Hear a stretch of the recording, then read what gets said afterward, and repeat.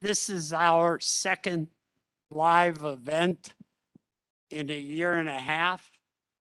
It's the first large event we've had in a year and a half. And it's good to see people.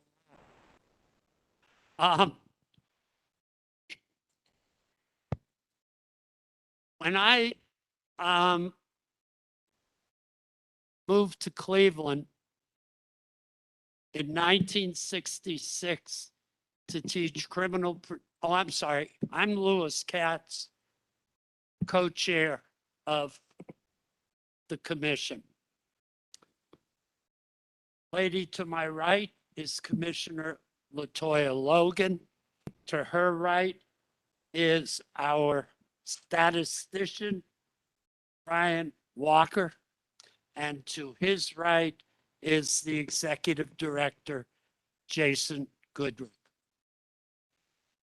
When I moved to Cleveland in 1966 to teach constitutional criminal procedure at Case Western Reserve University, I went hunting for what Cleveland was known for. And of course, Mapp versus Ohio had been decided 5 years earlier in 1961. But I came across a study that at the time was 45 years old,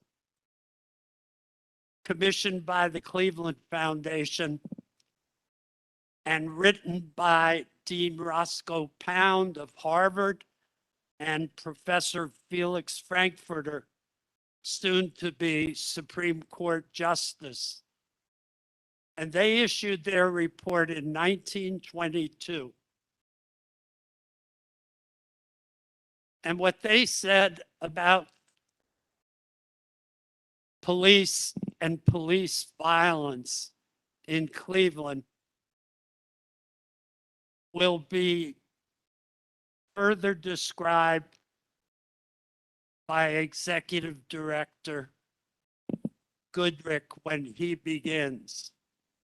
But just let me tell you that 100 years later,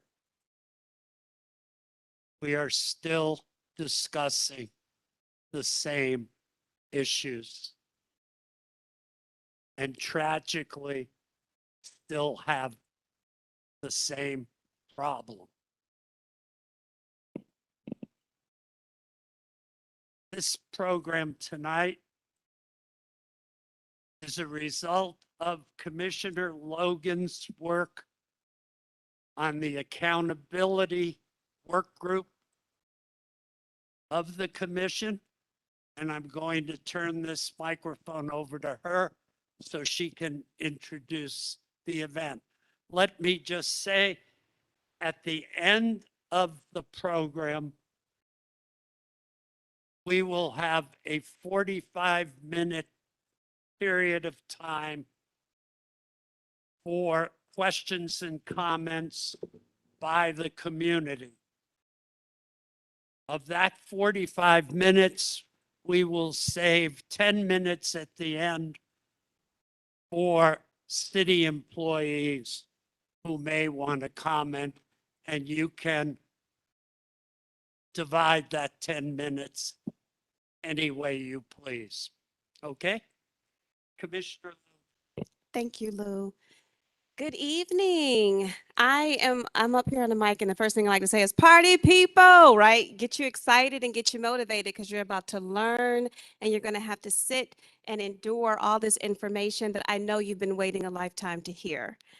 Again, my name is LaToya Logan. I'm the commissioner and chair for the Accountability Committee, and it is always my pleasure to serve in this capacity.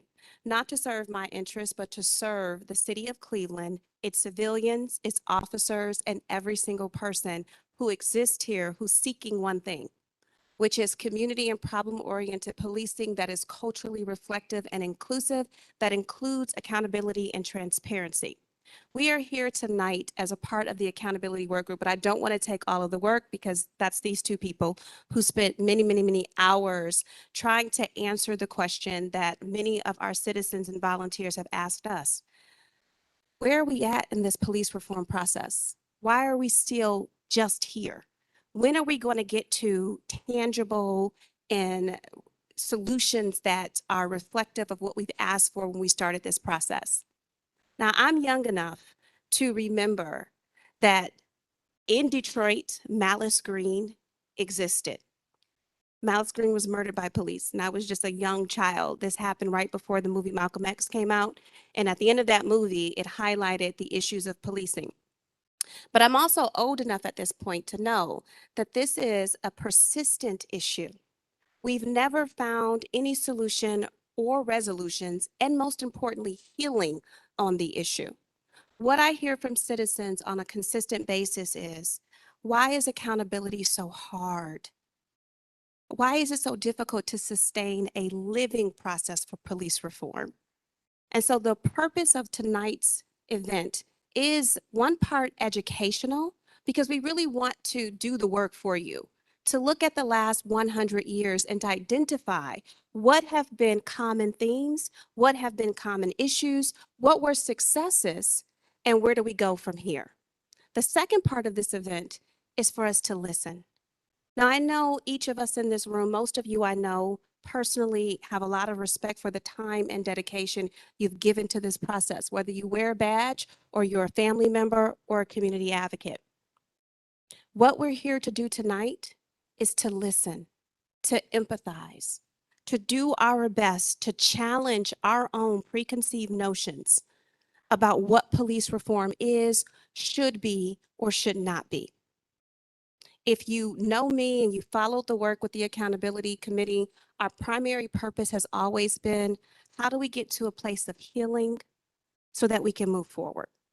I'm hoping that tonight, after you hear this information, that you have more questions than opinions, and that you're willing to work with us as we move forward, because this is about endurance. I'm 5 years into this process, and that's not enough time. So I'm encouraging you all to remember, this isn't something that's going to happen overnight, but it will require each and every one of us to unite for Cleveland, not against an issue. So I'm going to pass this over to, back to Lou. Hold on. Thank you. I just wanted to say one thing.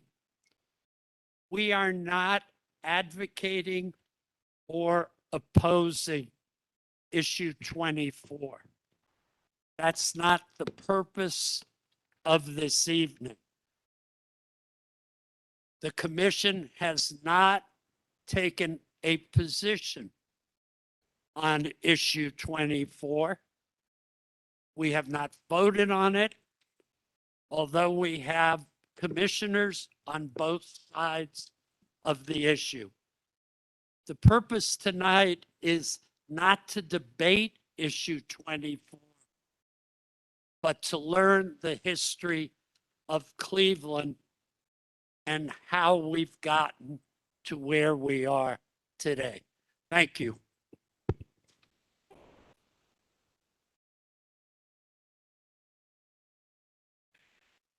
Is this one on as well?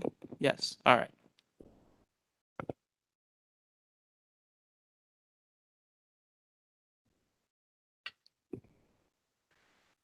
All right. Good evening, everybody. Thank you for coming out on what feels like a beautiful summer evening still here in October, and spending your evening with us to gain some knowledge and share thoughts with fellow Clevelanders about what you're going to see tonight and experience. I want to also thank the commission for all the support it's given myself and the staff up to this point. I've been here since 2017 now, and as Commissioner Logan mentioned, it's been a long journey that requires endurance to go through this process of hearing the community, understanding what Cleveland is feeling and thinking, what officers are feeling and thinking, and by no means do I feel like I've learned it all in any way. this is an example of that because as we went down this journey of finding what we could, we thought we knew a lot already until we hit the municipal archives and learned that really we only know a small amount about what we're dealing with here, the size, the scope, and how long the community itself has been asking the same questions and dealing with those questions. I also want to say thank you to my staff. Who's been with me since 2018. Every one of them has put a lot of energy into making this happen. And I know they're all very enthusiastic to be back engaging with you as well. We wouldn't be able to do what we do without them. They're very dedicated and wonderful people. We're really trying to make an impact in this work, both in the consent decree and police reform. So for those of you who don't know what the commission does, we were established in 2015 out of the consent decree, which we'll talk about a little later because it's on the tail end of this journey in the present time. But our main mission is to make recommendations to the chief of police. We are what close to akin to an advisory board in the charter. I think that's what we were mirrored around the definition of an advisory board. So we do make recommendations to the police, to council, to other city officials and administrators through the community. So bringing the values of the community to those recommendations, bringing the voice of the community to those recommendations to try and bring those recommendations into reality around policing in Cleveland based on what the consent decree scope is, the reforms that are in the consent decree, which are quite tremendous. I think the monitoring team said it best several years ago. We're the conduit between community and the reform process. And we're supposed to be the place where Cleveland comes together to talk about the type of police services it wants and needs. Those words have always resonated with me since I read them. I really think it's a great definition of what we do. A lot of people like to say, you know, we're oversight or we're trying to be oversight. I think I speak for this commission. I've never experienced that thought process with them where they thought they were in control or attempted to be in control of the police department or oversight in any way. So they are just a bunch of good volunteers who have gotten together, dedicated a heck of a lot of time since 2015 during their inception to get to this point, to bring the community together and make a solid difference. So a little bit about myself. As I mentioned, I've been the executive director since 2017. I'm a native Clevelander. I lived in Ward 7 for quite some time, for 6 years. I just recently moved out during the pandemic to be closer to my children, but Cleveland is very close to my heart as both a resident and growing up here. I'm a graduate of Cleveland State with my undergrad in urban affairs and a master's of positive organizational development from Case Weatherhead School of Management.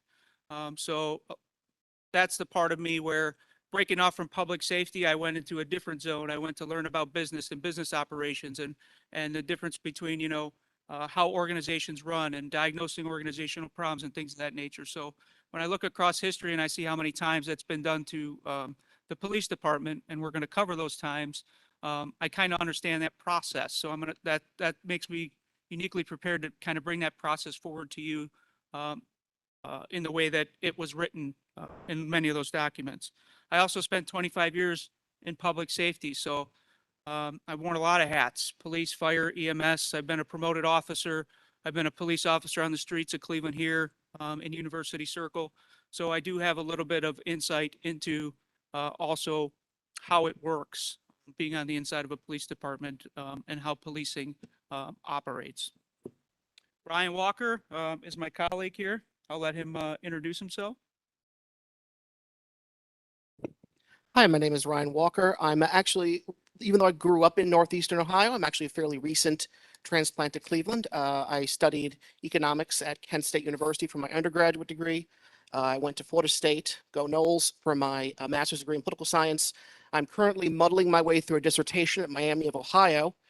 And my sort of focus on sort of the intersection of the social sciences and research methodology and statistics is kind of where my background is. I currently live in Ward 6 in Little Italy, and I very much like it there.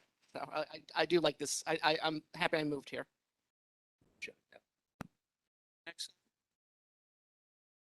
So we talk a lot about difficult conversations. This is going to be a little bit of a difficult conversation. There's no way we can go through the history of police reform in Cleveland and the history of policing in Cleveland without eliciting emotions. But I really think it's important to set the stage here to talk about a couple of truths. And you don't have to accept these truths or not, but I'm putting them out there as truths for the context of this presentation, okay? There's no doubt that there's been many officers who've served in Cleveland that have made a positive impact in someone's life, okay? There are acts of good. There's also no doubt especially when you look at it through history, that there's been many officers who've served in Cleveland that have had a negative impact in someone's life. Okay, there's also acts of wrongdoing. Sometimes these statements can be true of the same officer. Okay, this is just the nature of human complexity. All right, so that's one of the truths that we have to kind of ingest before we go forward. Okay, there's also truths at the organizational level. Okay, there's no doubt that collectively the Cleveland Division of Police have committed an act of good. There's also no doubt collectively that the Cleveland Division of Police have caused harm in some communities. Okay. Organizations are also complex and they're inherently neutral. They're not good or evil. Okay. But it's really convenient to personify them for many reasons in this way. So, and this is especially true of law enforcement, right? Law enforcement gets that a lot. They're either heroes or devils. There's no in between a lot of times. But those things just are not, it's not true. They can be both. They can be both simultaneously as an organization, as individuals as well. So a little more truth telling here. Police reform and law and order can't coexist. In fact, every single document reviewed when we looked at the 100-year history treats them as relational, okay? They put heavy burden for change on the leadership of police and not the community, and that's because they're civil servants, and we're going to dive into this a little bit more, right? Community is the community. It's not their occupation to be the community. Community has the ability to express itself in a non-professional way as human beings if it chooses. When you're in an occupation, especially civil service, you're held to a higher standard. And there's a universal recognition in these documents that acting and behaving outside of that standard is always harmful when you're a civil servant. Okay. And there's another fact here that police often say is that there's other culpable government players in the reform process. Okay. They're right. There's documents. We're going to look very closely at the police department because that's the focus here. But a lot of these documents go beyond that. They talk about the court systems. They talk about social services. They talk about other players, city government, elected officials. Okay. So we do have systemic problems. That is an absolute truth as well. All right. So when police say it's not just us alone, they're 100% correct, especially when it comes to the context of needed reforms. So initial impressions. These are some things that were constants over 100 years. Again, debatable, right? But we're looking at what we read and what we saw in the municipal archives and what these documents have said. So we're not expressing an opinion here. We're relating what we found throughout thousands of pages of documents that we reviewed here. Crime is ever present in Cleveland, okay?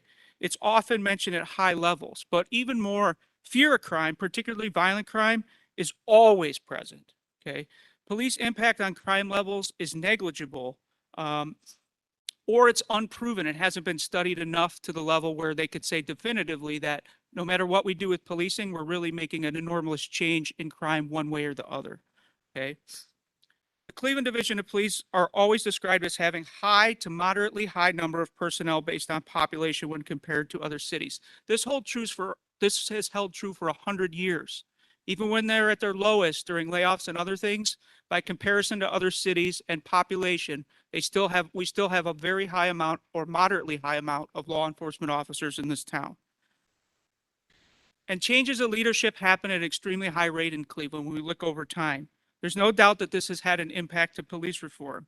Okay, the Jackson administration is obviously the exception. We've had 16 years. But beyond that, there were 19 mayors in a period of 100 years and 40 chiefs since the division was created, which is just a little bit further back in history than where we start in the 1920s. So a few more constants that are important to keep in context.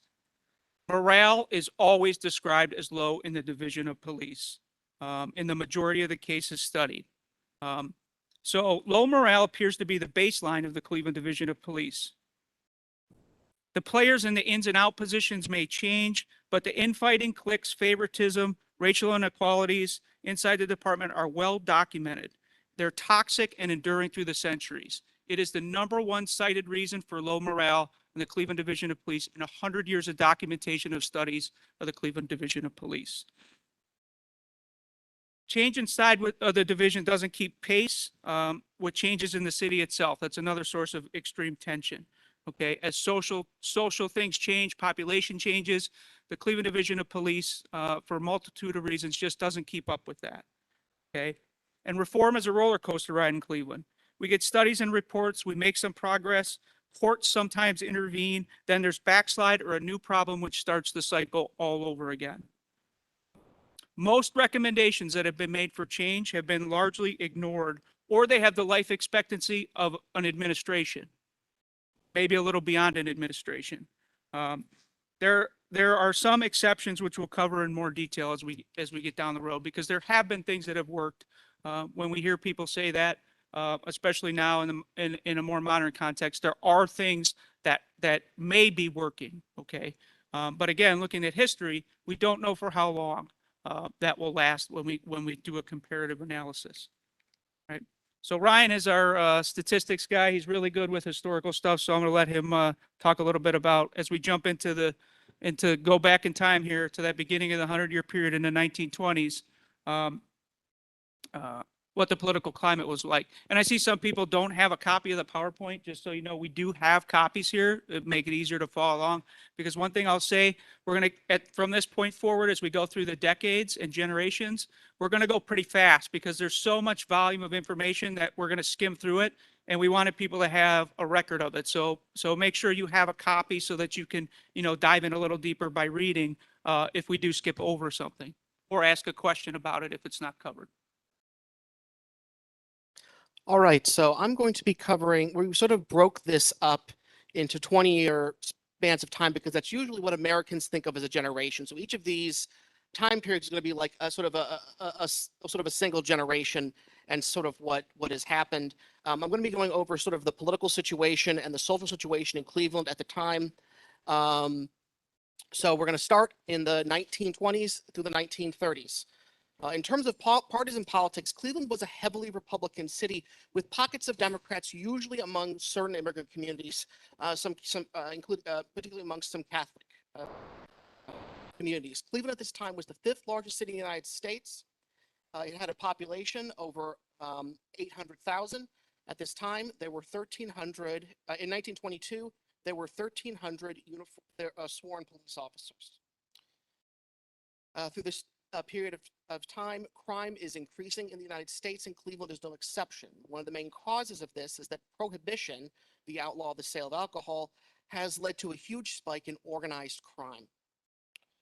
One of the quotes that we had is, people in the city in the 1920s and 30s had a growing feeling of insecurity in their life and in their property. The murder rate was very high, often several times higher than comparable European cities, even cities with substantially more people like London. Property crime was also a persistent problem. Carjackings and auto thefts were also a major problem at this time. There is, around this time, there is sort of a critical lens forming on policing. People are kind of curious, why is this increase in crime occurring? And so there is this, people are becoming more curious on how to study it.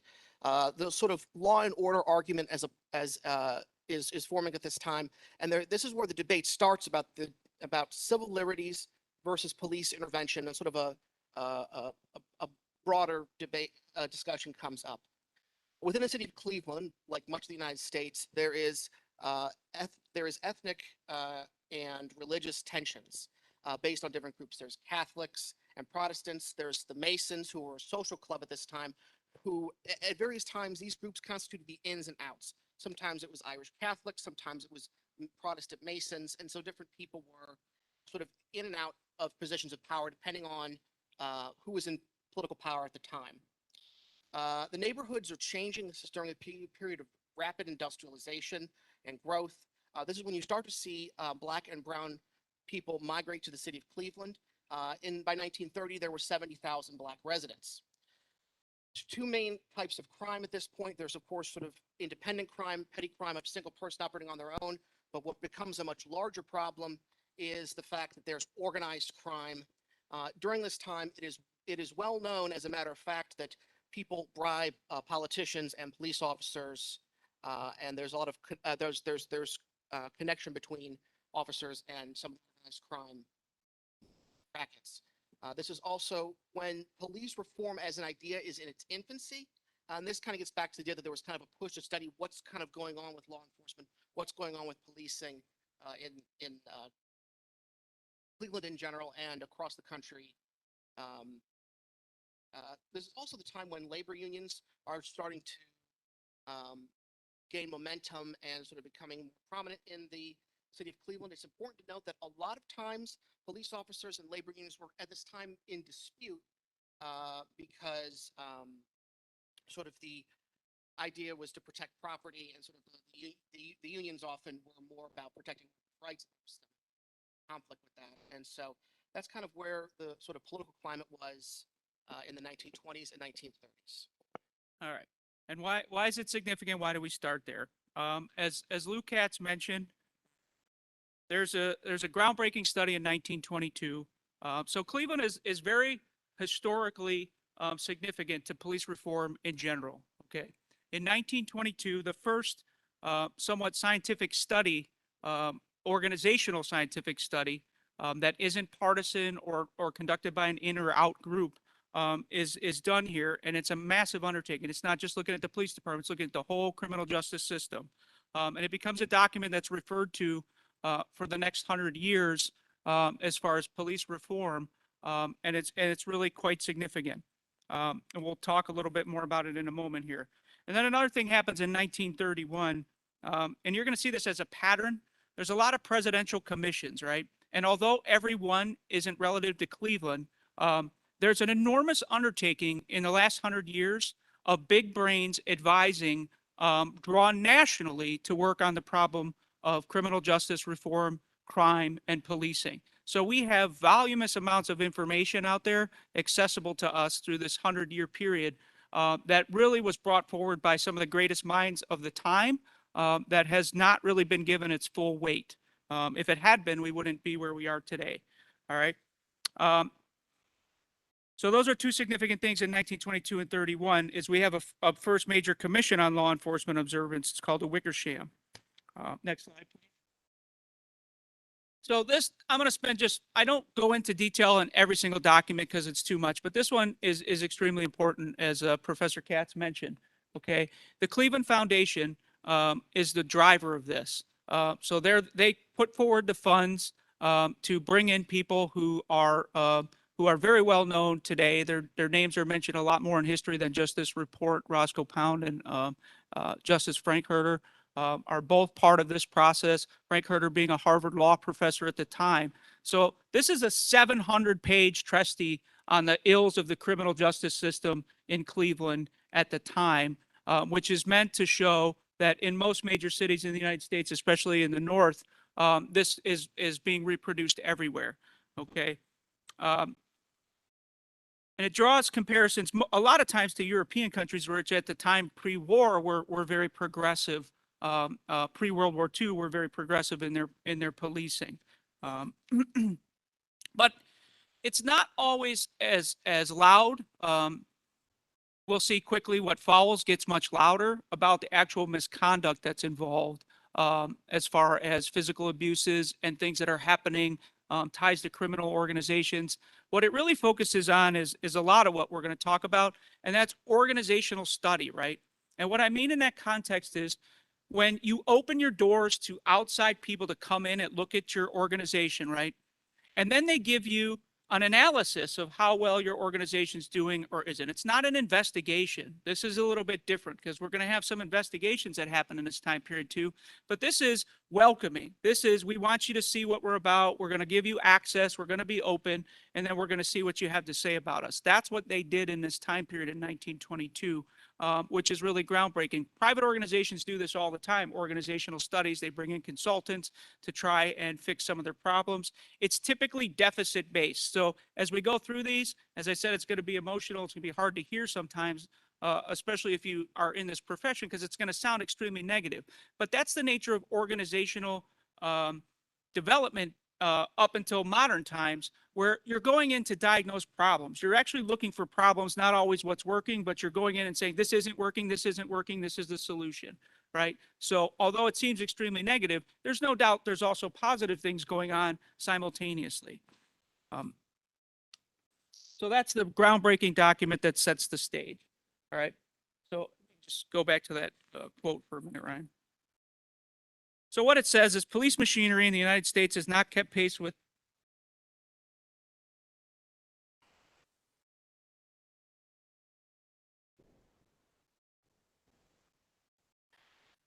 police machinery in the United States has not kept pace with modern demands. It has developed no effective technique to master the burden which modern social industrial conditions impose. Clinging to old traditions, bound by old practices which business and industry have long ago discarded, employing a personnel poorly adapted to its purposes, it grinds away on its perfunctory tasks without self-criticism, without imagination, and with little initiative. From this general indictment, the Cleveland Police Department cannot be accepted. So this is the first major study of a police organization in this context. And they're saying this is probably true of most police departments in the United States, but Cleveland Police, after we take a look at them, it's definitely true. They're very traditionalist. They're not keeping up with the pace of society. And so they really go into a whole long list of modern, at that time, which were modern reform suggestions. But many of them are going to set the stage for what we're going to hear all the way through until now. One of the biggest things in the 20s and 30s that they were looking at is the conflict between the way Cleveland operates with its leadership. Politics and favoritism being one of the main problems at the time, but not only that, the confusion between the way the charter is written. So we have a safety director, we have a mayor, and we have a chief of police. Who's in charge? This won't be the first time that comes up. It's going to come up repetitively, but it was one of their key points. One of their main recommendations that they stressed over and over again is to eliminate the Cleveland Division of Police from Public Safety, make it its own department, and have a director. And that director should be a civilian, preferably with no ties to the department. So then you have a direct line through this director to the mayor and then the chief. So you would eliminate some of that confusion about the safety director and the safety director's conflict with having to run the fire department and other organizational structure. So we're going to hear that again multiple times. Make the division directly accountable in a more streamlined structure. And that's kind of what this is going to say. They're going to do a lot of nitpicking about, not so much nitpicking, but critical analysis of the organization itself, its structure, how it's designed, how it brings recruits in, the training that the recruits receive. Okay. And you could take a look at the PowerPoint about some of the things that they say within there. One of the other recommendations that are outside its time before, as we lead into, as Ryan mentioned, crime is through the roof at this time in their perception, right? So they're saying crime is really high, and they don't believe police are the answer to that.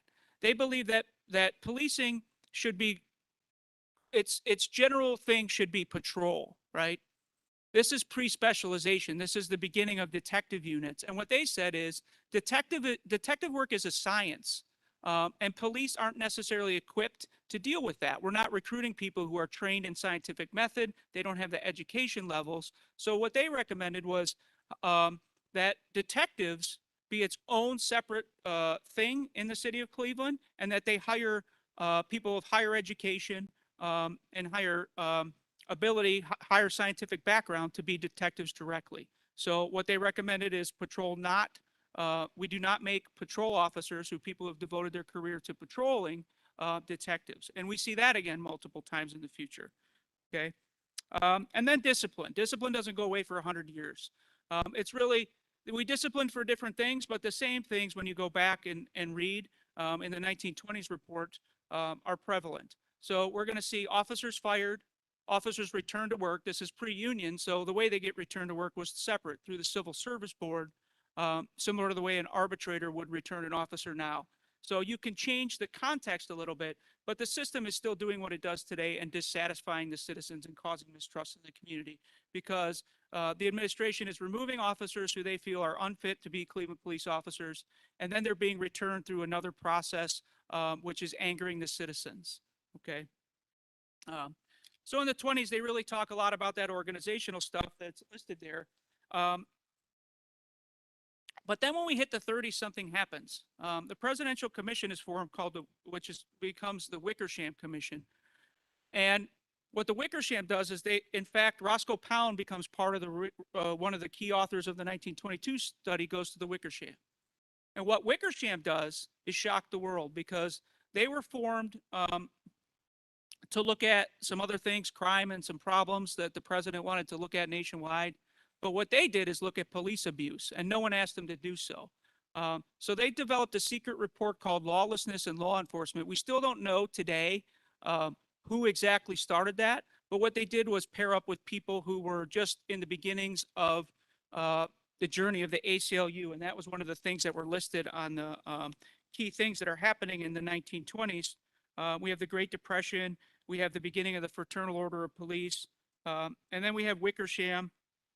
We also have the formation of the National American Civil Liberties Union happening during that time. So they got people who were thinking along those lines, and ACLU was mostly for free speech. And they did a groundbreaking report, and what they found out is that many police use a tactic of what's akin to torture to get a lot of confessions. And it wasn't just in Cleveland, it was all over. But what was unique about Wickersham is they came to Cleveland, and Cleveland was a part of it. And they did find some very significant cases here in Cleveland, which we looked at in the newspapers. They were real, they existed, of people who were telling the courts, hey, we're being abused, to get confessions by the Cleveland Division of Police. And at one point, there was even a letter written from one of the judges to the chief of police, telling him to address this issue because they had so many complaints of police abuse and coerced confessions. But the chief of police denied, and that's where we start the pattern of categorically denying accusations. So they wrote back and said, the chief of police at the time said, that doesn't happen here, even though Wickersham revealed to the world that it actually does when they came here and they were given access to the Cleveland Division of Police. So that's where it starts moving from just organizational to talking about constitutional a little bit.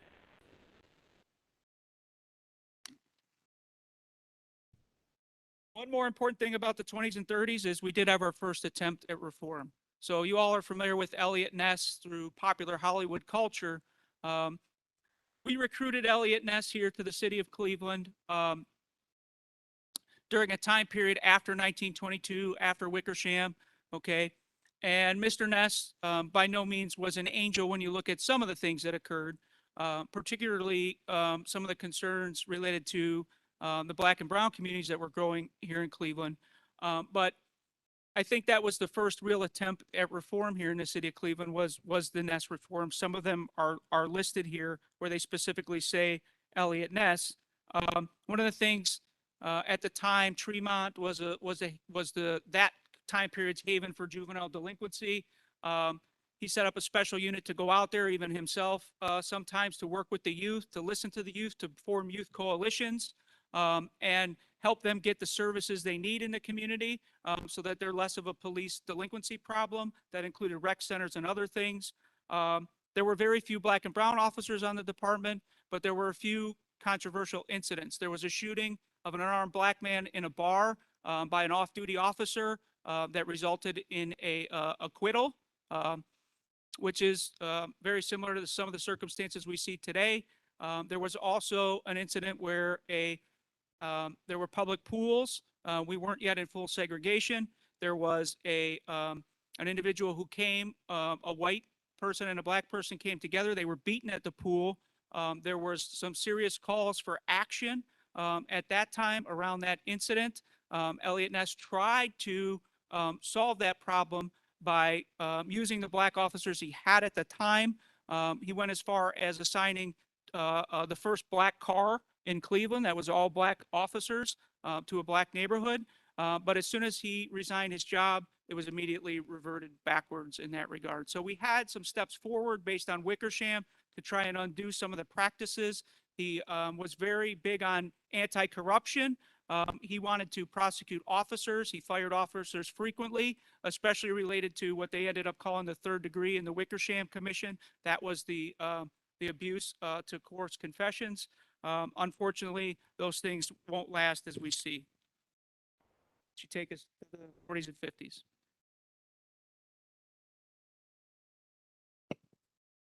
So in the 1940s, and this is sort of this is a very different America than it was in the 1920s, 1930s.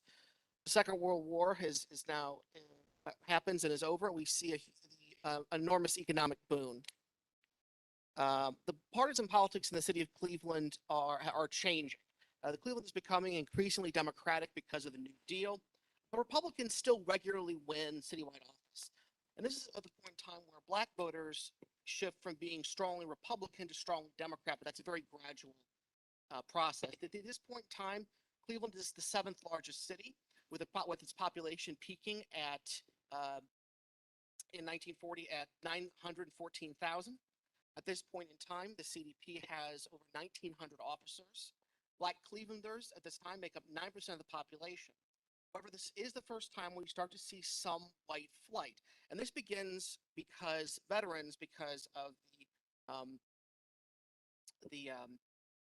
blanking on the name of the GI Bill. Good Lord. Because the GI Bill are able to buy homes, and a lot of them choose to buy homes in the suburbs. Crime is down everywhere in the United States since its peak during Prohibition. Organized crime is still rampant, but it keeps a much lower profile. Citizens, however, are still concerned with the perceived rise in property crime, particularly regarding juvenile delinquency and robberies. At the same time, black Clevelanders, particularly in black newspapers like the Column Post, are raising concerns about unequal treatment by officers. What they're saying is they feel like their neighborhoods are being neglected by the police. Reforms in this time are aimed at making the police more professional and improving police efficiency. But this is also the time where police organizations begin to flex their political muscle. Police also sort of introduce military discipline and military organizations and military tactics, probably because a lot of World War II veterans now make up. However, as this is going on, as this sort of political change occurs, there's a lot of infighting within the police, and cliques are forming, and there's a lot of dispute. And so that sort of brings morale down within the division. Next slide, please.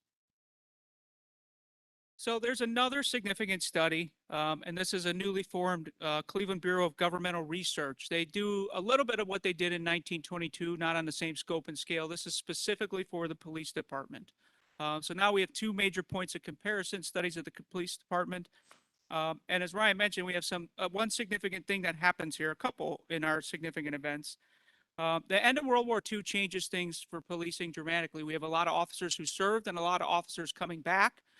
They learned a lot of things in the military. They enjoyed that top-down hierarchical experience. It was a way to show esprit de corps, as they say often, and instill some discipline. So you have a lot of cross pollination here between military experience and then coming back into the policing experience during this time.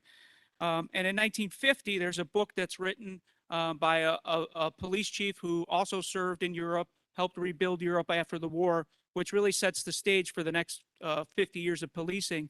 And that is where we start the quote unquote aggressive policing tactics. Some of the early iterations of stop and frisk and things are beginning to form in the principles here as the idea to solve crime. So the idea that the more aggressive you are, the less crime you will have begins around this era.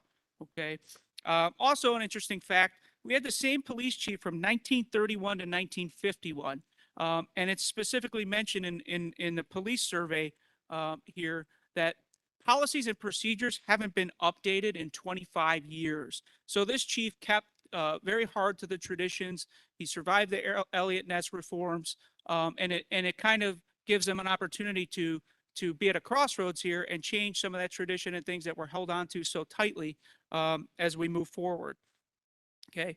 And the 1945 police survey summed it up really here.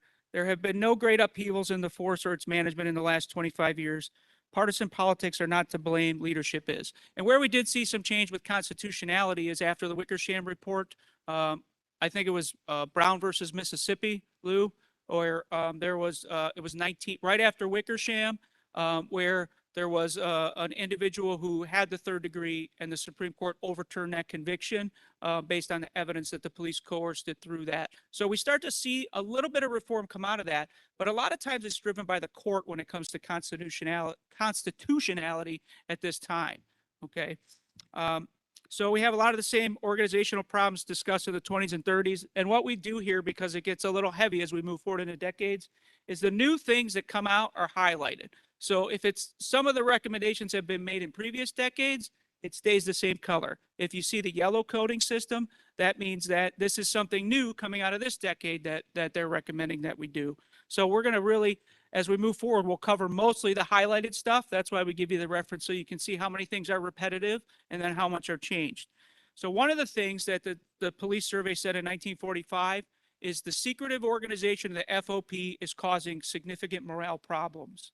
Okay, looking at it, I won't go into all the details of it, but the reality is that the FOP and the administration and subsequent unions are having significant clashes. Also, just like everything else, the FOP at the time isn't just an all holistic welcoming organization. Okay, it's an elitist club inside the division, right?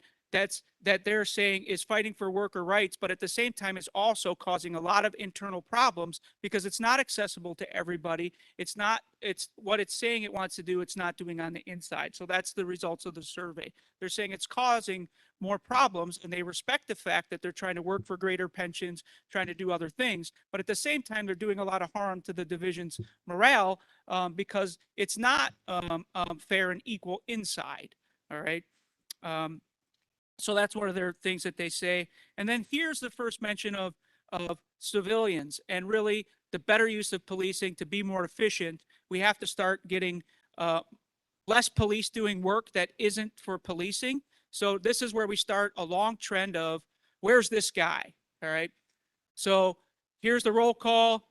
Supposed to have a patrol officer here. They're on some special assignment or detail. They're in clerical work, right? So we start to see a lot of police become bureaucracies here because the policing part where police are on the streets are not there. So we get the first introduction of let's use social services for social services work instead of relying on police for social service troubles. So we see that there.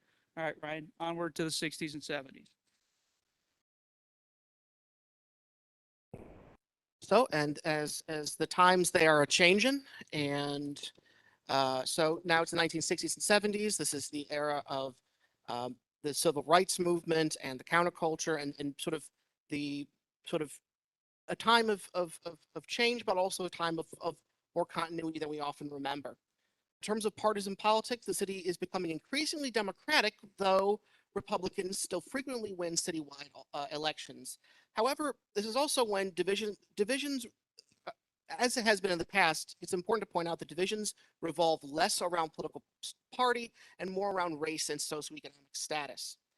And a major sort of historic event was that in 1967, Cleveland elected the first Black mayor of a major American city, Carl Stokes. By 1970, Cleveland is the 10th largest American city. Its population decreased to around 750,000. That year, however, is pretty close to the peak of the number of police officers, with it being just shy of 2,500. Fortunately, Cleveland is becoming more segregated, which is exacerbated by continued white flight. It's also exacerbated by redlining, which increases poverty amongst Black residents. Black business owners and Black majority neighborhoods suffer from discrimination, and people often become very vocal about that. Because of industrialization is slowing down and even stopping, poverty is rising. This hurts city finances. In 1978, Cleveland is the first major American city to default since the Great Depression. Civil rights movement, of course, is at its peak during this time, and many are now calling for police reforms. Crime is rising nationally, including in Cleveland. The Huff and Glenville in particular are hard hit by the increase in crime. Organized crime is still powerful, but rival gangs often focus on fighting each other for power within the city. Police corruption, police misconduct, and poor results and poor responses to calls cause many citizens to lose faith in the CDP. Police unions become increasingly powerful and are now allowed to campaign, or their members are now allowed to campaign for and against candidates. At this time, there are many committees, as you're about to see, to produce reports and encourage that call for police reform. This is a significant era, and you could do, I mean, you could write a book about what we're trying to cover here in an hour. So, you know, and this part of it is the most significant chunk, right? This is kind of the tipping point where we had a lot of opportunity to set a different course, and we missed that because there's so much volume of information written about policing specifically in Cleveland during this period. And unfortunately, we just didn't retain enough of that knowledge over time, or try hard enough, or have the grit to put it into play. So next slide. All right. So here's just looking at the significant documents. Locally, we have this document that we found, and I wish we had a lot of time to go into this. We haven't identified the author of it yet, but it's a written document begging the city for police protection of businesses in Huff and Glenville. And it's very detailed. It lists tons of businesses that have closed because they can no longer become insured because the police are refusing to come there and provide the protection that other businesses are getting. It specifically mentions a chain of gas stations that goes out of business because it can't afford to pay the bribes that the police of another gas station chain, which is very popular, are paying the police equally for. It's really disturbing. We still can't identify the author. It was in the municipal archives, but it leads into a series of events here. So in 1966, in Cleveland, we have a commission forming called the Little Hoover Commission. We don't have this full document yet either. It's been hard to obtain, but we have lots of pieces from it. Okay. The Little Hoover Commission comes out with some significant reform recommendations for the Cleveland Division of Police 2 weeks before the Huff riot, 2 weeks before the Huff uprisings. Okay. Really interesting. And we move on. We have commissions again in 67, 67, 68. Okay. And at the same time, we have a whole lot of things happening in the city that are signs that we're not doing well. Okay. We have the Huff uprising. We have the Glenville uprising. We have the Jazz Temple bombing. We have organized crime that's in the news consistently. So it's just a really turbulent time, and a lot of information's been throwing at us, and the police are right there in the center of it the whole entire time, consistently. And as we move into the 70s, it continues. We have more major reports that are very Cleveland. Okay, there's a confidential memo sent after the uprisings when the mayor at the time in 70 is trying to ascertain what to do about police. And that confidential memo comes none other than from the Cleveland Foundation. And what they do is remind the city that in 1922, they gave recommendations for reform that basically never happened. This is from the head counsel at the Cleveland Foundation. The city solicited this, and it was marked as confidential at the time. So in 1972, there's more of that. 73, American Bar Associations comes out with standards of policing nationwide. 73, again, there's a National Advisory Commission on Criminal Justice. The list goes on and on. Okay, so let's look at some of these Clevelandized documents more specifically. Okay, here's what the Minnie Hoover said. The problems of the police and the community relations are so critical in Cleveland that they warrant immediate and serious attention, leading to the adoption of new concepts, policies, programs, and procedures. Yet the division stands aloof from very serious community problems, and it has no real program directed toward the analysis of these problems, nor for their solutions. Again, this is a Cleveland-specific study where they're looking at Cleveland government officials and local affiliates are looking into the division specifically. So this isn't some nationwide study. This is Clevelandized. This is them looking at the Cleveland Division of Police and saying, hey, you got a problem here we need to work on. And 2 weeks later, we get the Huff uprising. All right. But then something happens in 72. The world is rocked by what's called the Knapp Report. And the Knapp Report is specific to New York City. But it reveals that New York City is absolutely infected with corruption in the police department. Okay, you might have heard of Serpico. Serpico was the whistleblower. Frank Serpico was the whistleblower detective who went outside the norm of New York City Police Department against death threats and all other things that he endured to bring this to light. A commission was formed, and it's pages and pages and pages of no doubt that there's organized crime inside the New York City Police Department. So that's New York, right? Except the whole world's like, uh-oh, what about our police department? So sure enough, Cleveland does its own crime commission. And sure enough, what they find is there's organized crime inside the Cleveland Division of Police. And they stop. They say there's no doubt about it. We have significant evidence of it. There's indictments that start to happen, but they said we're not going to do it on the level of Knapp because it doesn't matter.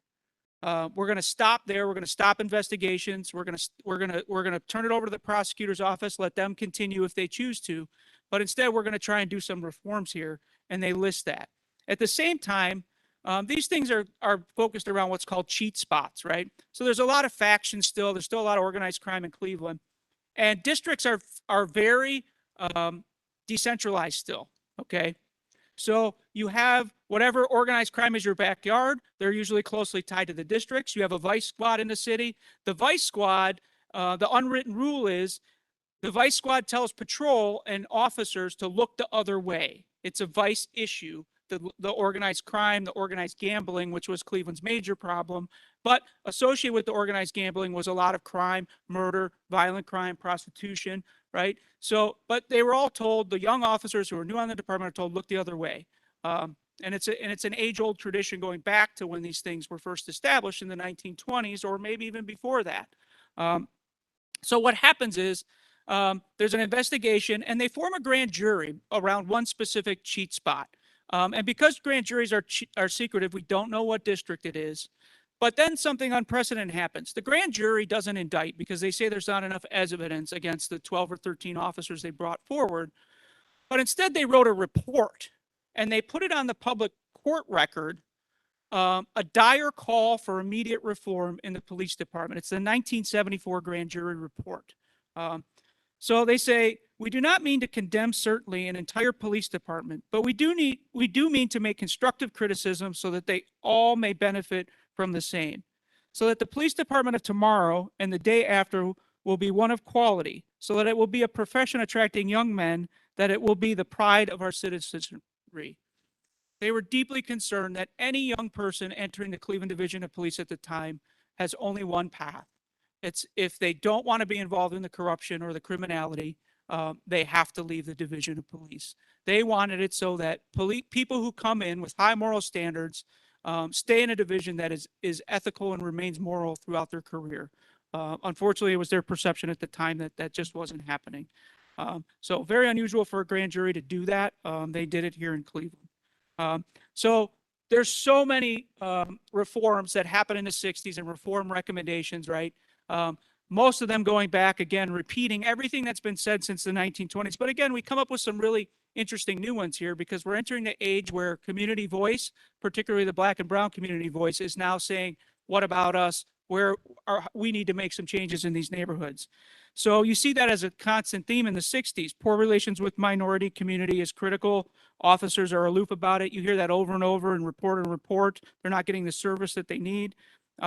One of the things that they recommend, which is pretty groundbreaking to hear this out loud, back in 66 and 67, is that officers who enter the department are trained on the history of African American experience. Okay, we hear a lot of debate about that now, of teaching that in schools and things like that. It specifically mentioned that as a recommendation, the Cleveland Division of Police in 1967.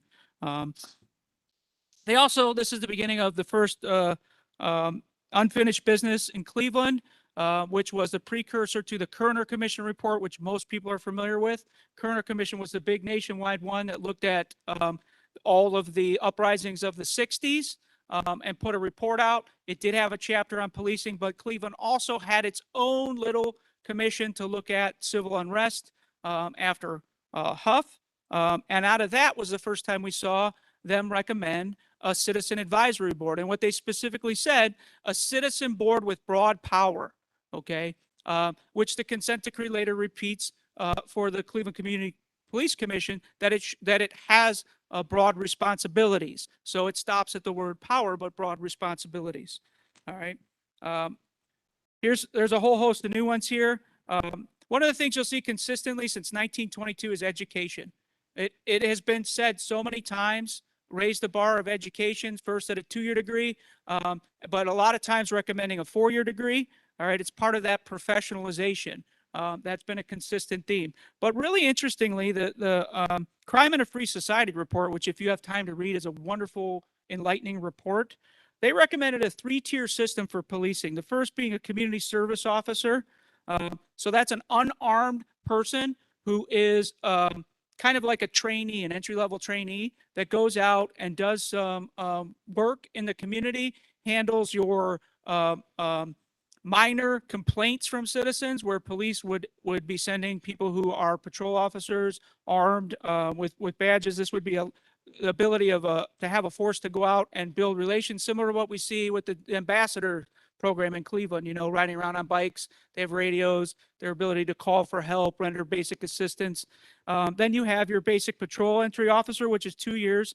And then you recruit higher level college grads for your, what they call a police agent. So that's your detectives and higher functions, your command level staff. Really a groundbreaking time. The other thing that's important here is the Crime in a Free Society was an amazing document because crime was a major issue.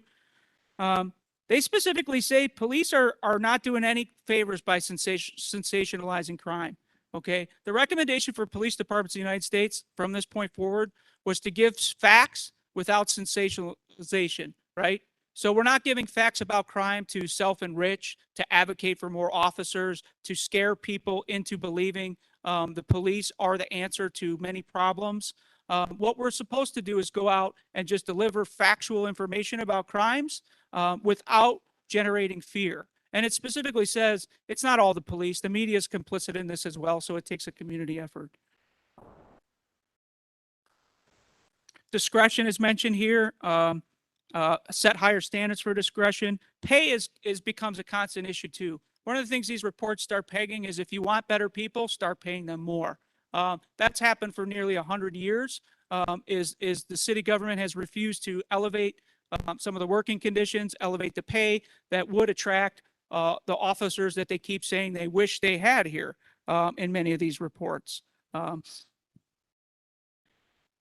they also say that's part of the reason for why officers are themselves may be susceptible to some of that outside corruption and influence is because they're not compensated well enough, they're not treated well enough, etc. Okay. Police unions come up here because this is a big thing. 1968, I think, is CPPA's inception date.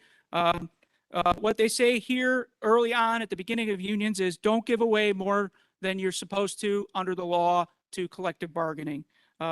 That's from the American Bar Association recommendations. They're nationwide. And they said very cautiously negotiate with police unions. Stick to specifically wages, working conditions, and benefits, basically. Don't give away management rights. And transparency, the argument begins here. All right, let's move on. One thing I want to say about Carl Stokes, it was an interesting time. If you look at the history, it's very frustrating to see what he went through as far as police and resistance from the police division itself to his administration. And he says it in his book, my greatest frustration as mayor of Cleveland came through my futile attempts to reform the police department. When I left office after 4 years, the Cleveland Police Department was as politically corrupt, as Byzantine in its organization, as brutal in its understanding of the sources of crime as it was before I came. So, went into the 80s and 90s. So, Ryan, I'm just checking time here. okay, Let's I'll go I'll move through this as quick as we All can. right. So, partisan politics, Cleveland is now firmly Democratic. However, the last Republican mayor is George Voinovich until 1980. Race and socioeconomic status remain the principal political divisions. Cleveland continues to lose population, is no longer the top 10 in the country, down to around 500,000 by 1990. Black Clevelanders make up a little less than half the population. At this time, there are still 668 sworn officers, of whom about a quarter are black. There is some economic recovery and development, but the loss of industry is still causing major economic problems. Organized crime is greatly weakened at this point, but it is not eliminated. Crime across the United States reaches its highest level since Prohibition. This is also the case in Cleveland, with homicides reaching their peak in 1991. However, the crime rate does start to decline in the mid-90s.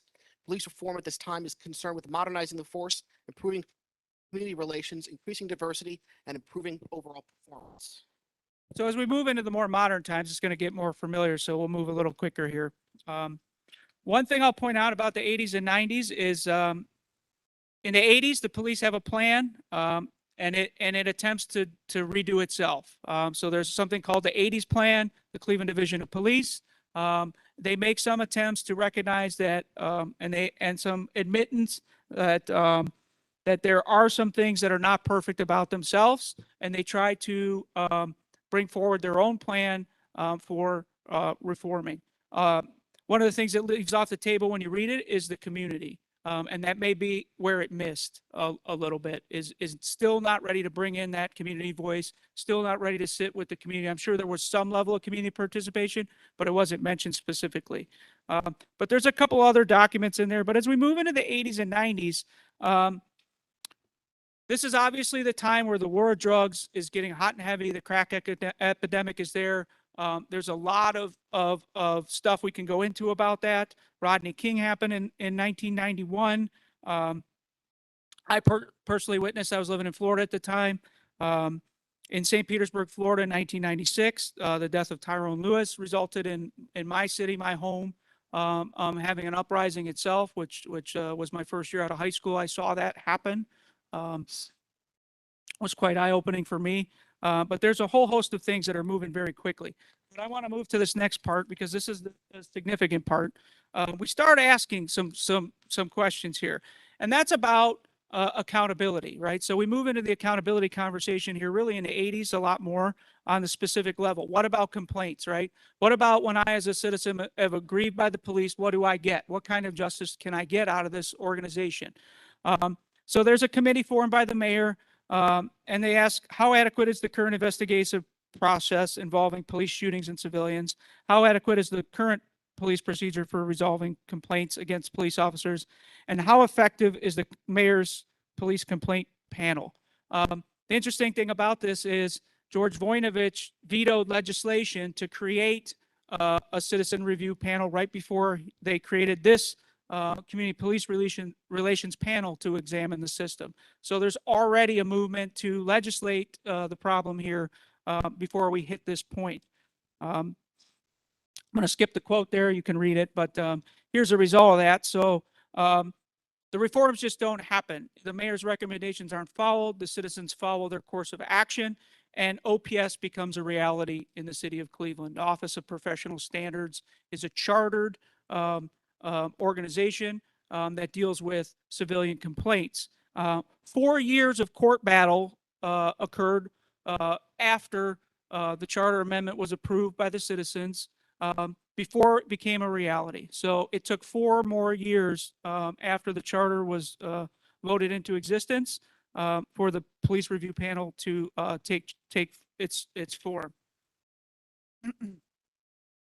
So in the 80s, a lot of stuff is recycled again here. Mostly you see some new things around affirmative action. So in Cleveland, we already had on the firefighting side a consent decree in the court, federal court, around discriminatory hiring and firefighting. That's a long-lasting consent decree. It goes for decades before they finally agree to leave the Heaton consent decree. And on the police side, they're doing, the administrations are asking for voluntary affirmative action practices. That's the wording of the time. that's used in the recruitment. So we're looking to bolster up diversity. The answer is believed to be if the police department mirrored the community more, we would have less problems. So we see a lot of that. And then what's interesting here, I'll make a note about mini stations that come up frequently. Mini stations is a 100-year-old discussion. They come back and forth throughout history there. So, Ryan, as we move into the 2000s, I'm going to just, for time purposes here, let's just move into, because I think we're getting now to where people are familiar with the environment, right? We know what's been going on here. And this is the era of the DOJ for the Cleveland Division of Police. All right. So, a little bit before this, I think it was in the 90s, right, Lou, where they passed the Criminal Justice Reform Act. I think it was 94. And that gave the Department of Justice the legal right to go in and investigate police departments, and then, if necessary, sue the police departments for needed reforms. So in this era, between the 2000s all the way up to where we are now, we see significant DOJ involvement in the city of Cleveland. Multiple times we have investigations. We enter into a consent decree and a memorandum of understanding in the early 2000s, and then we repeat that process in 2015 again. So this is the era of DOJ reform. And the thing about present DOJ reform is it's not groundbreaking new. All the reforms that are in the consent decree, all the 462 paragraphs of the consent decree are basically pushing together 200 years of things that have been recommended, tried and failed, or not tried at all. So now we have court intervention in the Cleveland Division of Police operations here in modern day times. And there's other presidential reports as well, because we all know the significant events that have led us here in Cleveland.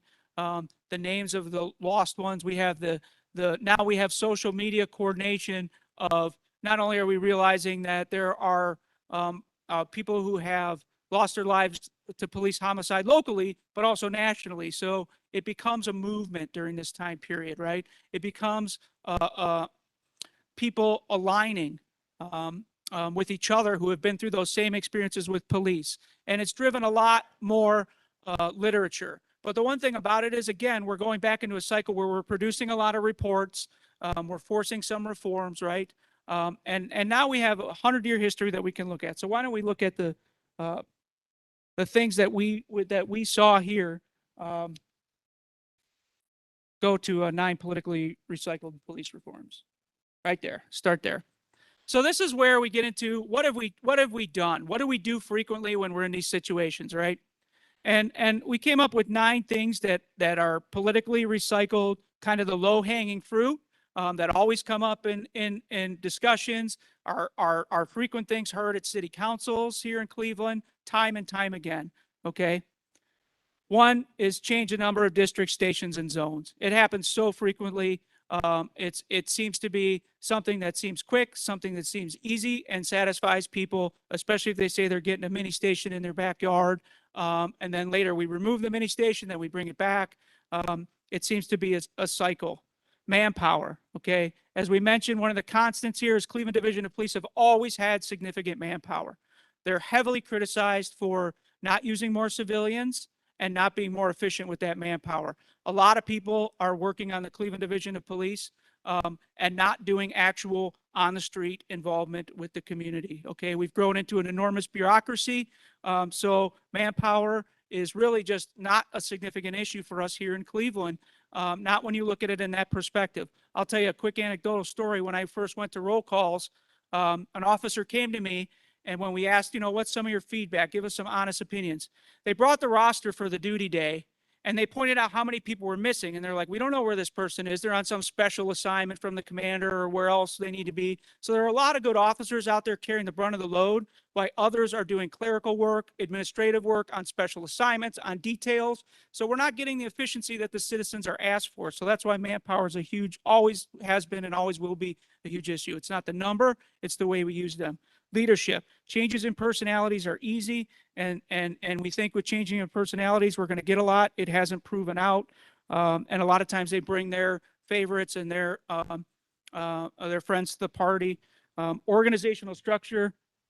Centralize, decentralize, repeat, specialization without ever mastering that, you know, and it's not just in Cleveland, it's in the United States. We have a lot of specializations for police, a lot of special units, but do they ever really achieve efficiency? It doesn't, the jury's still out on that, but it looks like, you know, with some of our solve rates with crime, in times where solve rates were really high and we say, well, this was the best efficiency, you have to also look at the constitutionality of some of that going on. So when you had clearance rates of 80s in the homicide, you're seeing a lot of those convictions get overturned now. A lot of new evidence saying that this was not, in fact, as efficient as we thought it was. So the jury's still out on that. But specialization without mastery has been a problem. But it's easy to change the structure. It's easy to add a new division to deal with a certain problem, a new department or a bureau.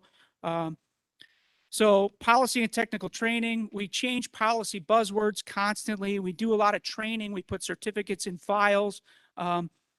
And then we do recruiting differently. You know, let's recruit, but we don't really change the output from the recruiting. So if we're producing the same standards of policing as they come out, and this has been the history, I'm not saying there isn't a little bit of change here yet, and we're going to talk about that but for most of the time, we've spent a lot of time recruiting, but it's been mentioned over and over again. One, people who have analyzed don't believe we're recruiting the right people. Two, when we do recruit some of the right people and they go into an organization that doesn't support them, it doesn't work.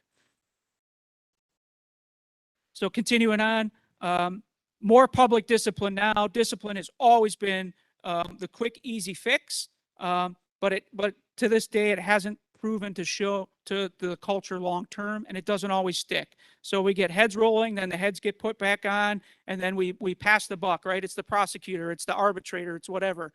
We have not solved the discipline issue on how to have discipline that is a working system that is effective and does what it's designed to do. And we also use it as a tool a lot of times to affect change, and it hasn't been proven to work that way. Technology, we like to add technology, cars, computer-aided dispatch, all of these things to be more efficient and effective. It doesn't necessarily change the end result of policing and crime. And then collective bargaining agreements. We now have collecting and bargaining agreements that have reached some management rights and are open for reform negotiation on some levels. So those are a lot of the recycled reforms that we noticed over 100 years. Some of the things less taken, local legislation and charter amendments, they come up frequently, infrequently, I mean. Statewide referendums and legislation is over a period of time. There hasn't been a lot considering all the recommendations that have been made for those things. And now we're in the era of court agreements for using that as a tool for reform. Okay. A note on legislation, there's 3 pieces in your documentation here that are very interesting that just shows that we tried this, okay? In 77, we have legislation to have a personnel counselor, and that personnel counselor shall personally interview each member of the uniform ranks at least once every 2-year period to evaluate the personal attitudes, difficulties, and strengths of such personnel, as to offer advice and assistance to such personnel as it relates to his or her on-the-job performance, and make recommendations to the Director of Public Safety as to the proper job assignment of such personnel. This is still on the books, 1977. Just we decided not to do it at some point, right?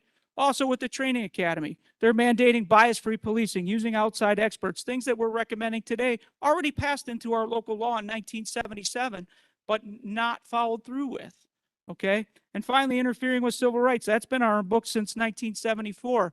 And very few civil servants who have been shown to violate civil rights through other processes or has had met the burden of proof for probable cause for charging with this have not been. So been sitting on the books since 1974.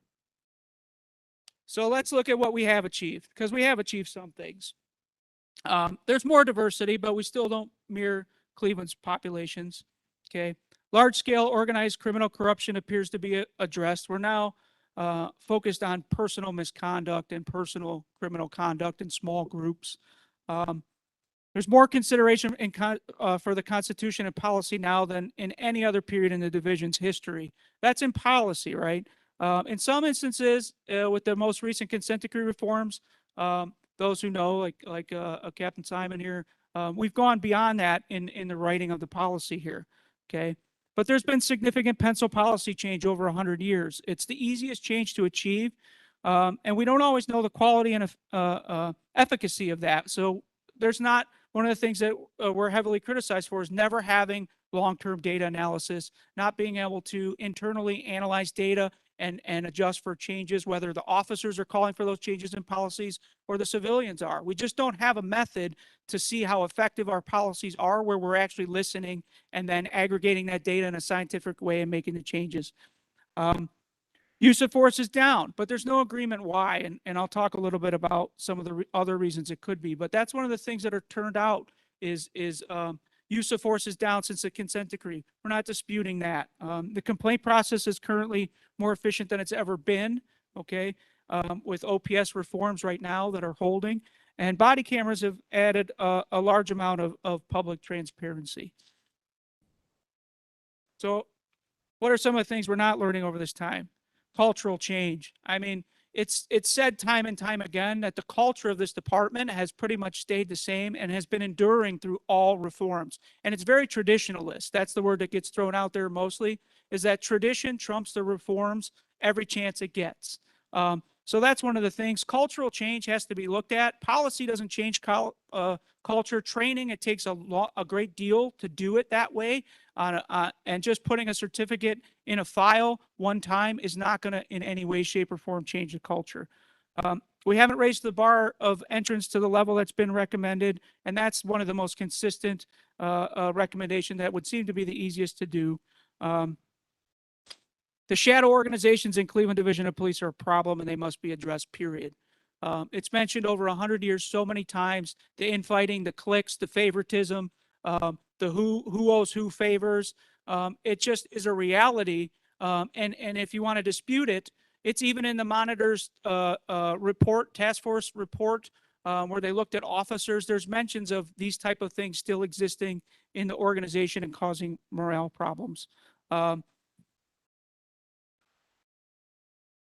Trust is another one. We don't have a solid measure of that. Again, some of these things aren't going to fix the trust, not with a public relations campaign that we currently have. We've been trying it since the consent decree, the way we're doing it, and it's open. It hasn't worked. Openness and transparency matter. The more open and transparent we get, the better off we're going to be. We haven't been. And human relations goes back to 1922.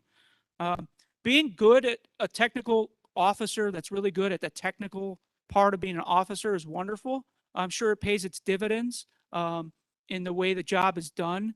But the part as you move up the chain, especially at the command level and other things, is learning private business practices, private human relations practices. It's one of the reasons in 1922 they said civilians should lead the police department, similarly to the way the military is led by civilians. There's a reason for that. We had a couple of crossroads where we could have said, let's adopt more from the public sector. Let's look to other more progressive places to do things. And we failed in that regard, especially in the way we deal with human relations inside the department and with public relations. So we're not data driven still. We don't have a long-term plan beyond the consent decree. Private sector leadership and management practices aren't being instilled. We're still top-down military style. And then use civilians. We still are not posting enough civilian jobs and incorporating civilian work into the police department, especially in that data analysis and other areas where you don't have to be a certified law enforcement officers. Okay. Wrapping it up, we have a lot of bad habits that are keeping us here. Marketing tactics by the police and false narratives, crime sensationalism, police involved in politics and politicians involved in police operations, using the best guesses instead of empirical research on what to work and what to focus our reform on, retrying and rebranding failed programs, passing them off as new, short-term funding commitments. We get a lot of grants for things and it works for a minute and then we let it go. We don't refund it. Cutting and pasting other things from other places without consideration for Cleveland-specific factors. We're not looking at what's working. That's one of our biggest things here. We constantly do this deficit. What's wrong? I know personally, and I've seen personally, I've heard stories of a million things inside the Cleveland Division of Police that work well for officers that they like. For some reason, we're not replicating that fast enough. We're not finding the officers that are doing a good job. And then understanding the extent of the problem. As we haven't done it, we need to look at that more. So there's some unproductive rhetoric tactics here and where they began using outside agitators, the us versus them mentality, the bad apple argument, the police are handcuffed. It's all been said before. So these are things that for 100 years we've said that slowed us down. We need to get past this rhetoric a lot, okay? One of the things here, the work stoppage, blue flu, work stoppage, less aggressive and citizens will suffer. This is one of the criticisms when the chief says use of force is down. There's also a 2017 article from Steve Loomis in the CPPA says officers are responding to calls, but are less likely to do proactive policing. So is use of force down because officers are not doing what the level of policing that they should be doing under their obligation to do? These are the kind of conflicting things that are out there that make it difficult to assess that. So are officers following Steve Loomis, or are they following the light of the consent decree? Those are the things we have to get past. And blaming the system is another one. So what's the legacy? What's the use of evidence if there's no will to take action? This is Alan Curtis, who's the last surviving member of the Kerner Commission, said this. We really have to find the will to find a different way to do it than we've already doing it, especially when the consent decree ends. Because remember, that's a monitored reform that's going to end. So what next? Do we repeat this or do we go on? Because the definition of insanity is doing the same thing over and over. And I know everybody's heard that in this room. But when we looked at it for 100 years, that's exactly what we're doing. So we call on everyone in this room, academia, foundations, and other government organizations to join with the commission and take a deeper dive into this, come up with these answers, right? The public, the community, academia, everybody. What are we going to do next? What's the cost of keep doing this over and over again? How many people are harmed? How many people have a bad work experience? How many people, just want to have a different experience with the Cleveland Division of Police, and how do we get there? Thank you. I know I went a little bit over. We're going to keep our promise to have the community time that we asked for here. So I'm going to let Lou and LaToya come back.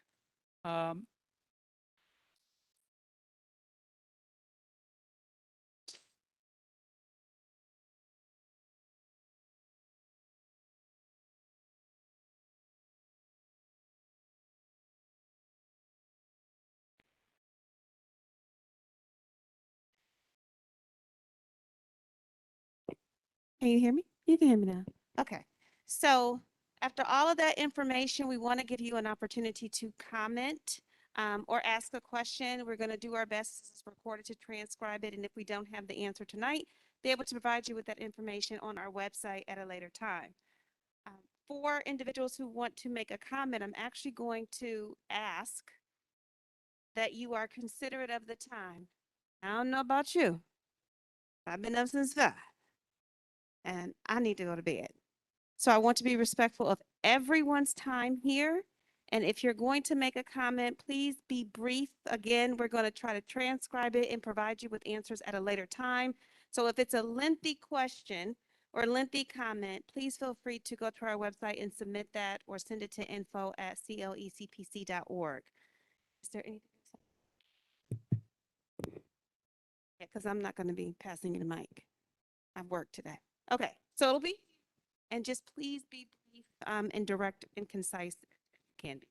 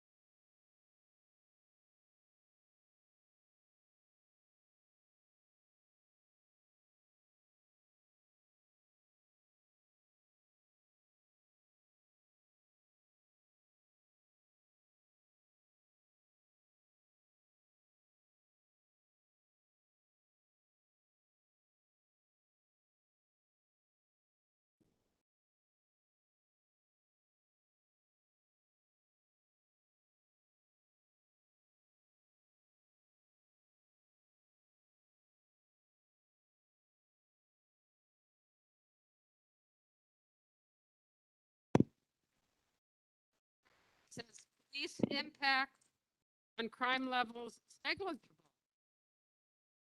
or unproven based on the data. So then what is the role of the police?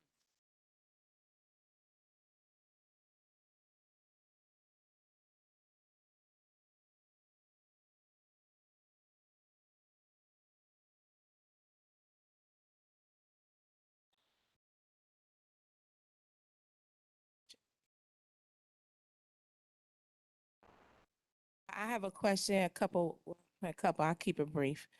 How, yes, how long is it gonna take the police to be in compliance since the consent decree has been here for the fourth time? I don't know if a lot of the people in the room or even the police is aware how many times the consent decree been here, which is pitiful. Also, the leadership that Chief Calvin Williams has showed is a tragedy in this community. And I am a citizen for Safer Cleveland, and I'm going to always advocate for police reform in the most desperate way. It's a start to a beginning, and I think it should be passed for any of the citizens that's in the room. Also, I believe it was stated in this document that the police is undereducated and untrained, and among some other things, and I quite believe that.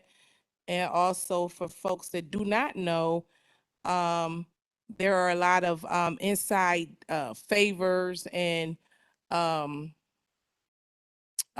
corruption and conspiracy, especially what happened to my son, Tamir, how Chief Calvin Williams and Timothy Loman father were friends. He was a U.S. Marshal and allowed Timothy Loman to come in after having such a bad history with Independence, Ohio. And then 6 months later, I have a dead son. So there has to be some accountability with the HR and everybody that was involved with that process. And just hearing some of the things in this document today, I'm gonna just make sure that I share it with as many community members as possible, but we can definitely get a change in Cleveland. So I just wanted to note, say that, and then when will they be in 100% compliance? That's what I would like to know. Thank you.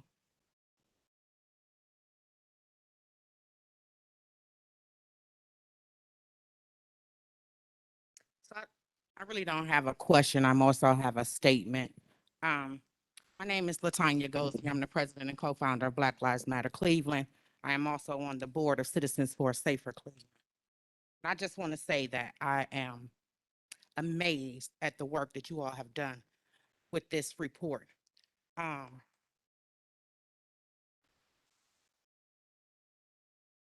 am a member of the Timmy Rice family. Alicia Kirkman, Brenda Bickerstaff are also here present.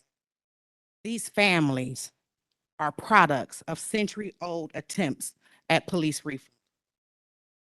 Issue 24 is what brought us together and what brought us here, because we knew that DOJ report that came out in 2015 did not just talk about something that was current then. It's talking about systemic problems. We're talking about over 100+ years of attempts at police reform.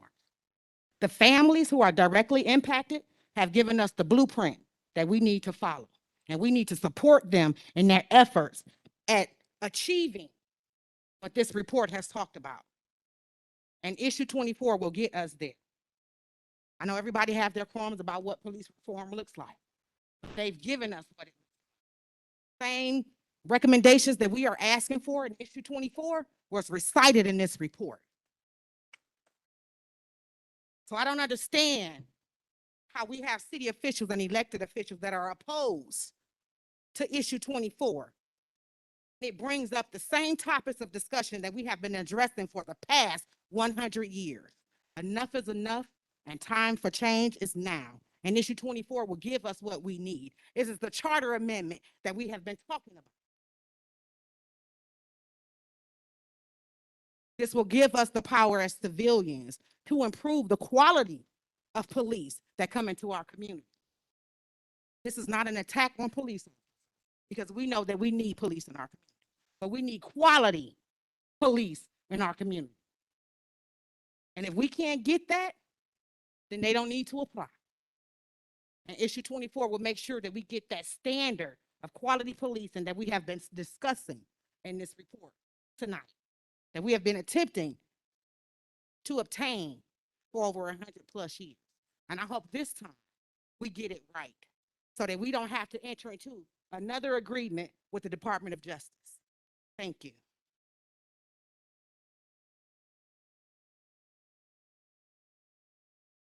Name's Kareem.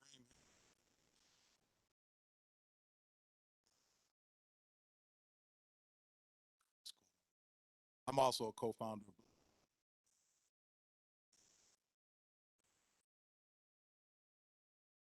anyway. During the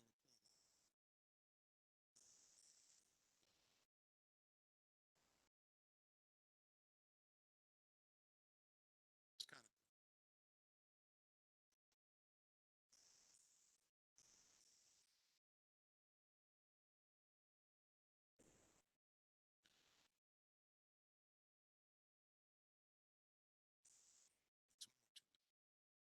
but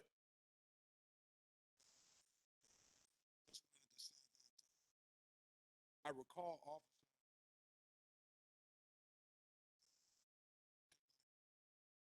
and then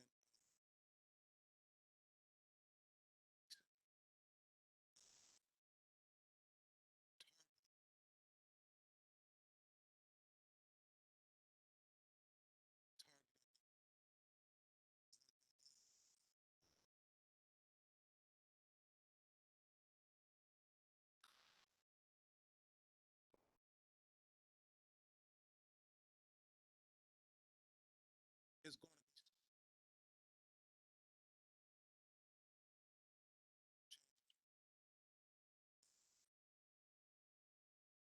when you hear that comment,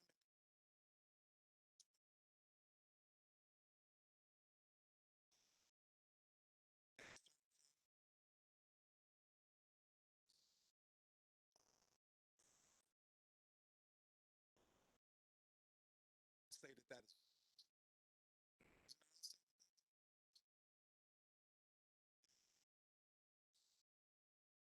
when I moved father, family man, I go to family.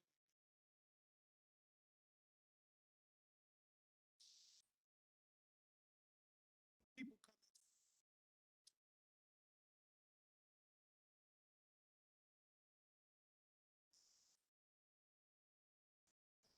that's they're not going to good officers want to make that case.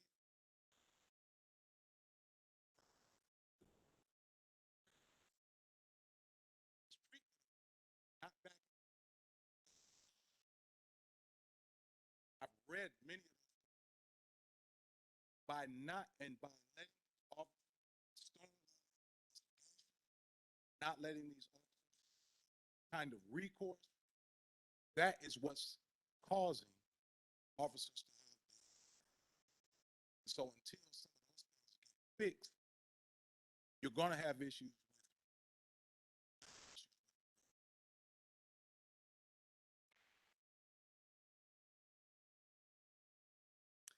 Good evening, everyone. I'm Brenda Bickerstaff. My brother Craig Bickerstaff was killed by police January 26, 2002, which would be 20 years upcoming this January 2022. I'm looking at this report, which I knew this exists. And what bothers me the most, you got the politicians that say that the consent decree is doing this job. And I just see one back there today. That's Kevin Bishop. I've never seen any of the politicians of the councilmen most of them come out to any of these meetings to support what's going on. I don't see that, but I see him back there today because it's election time. Okay?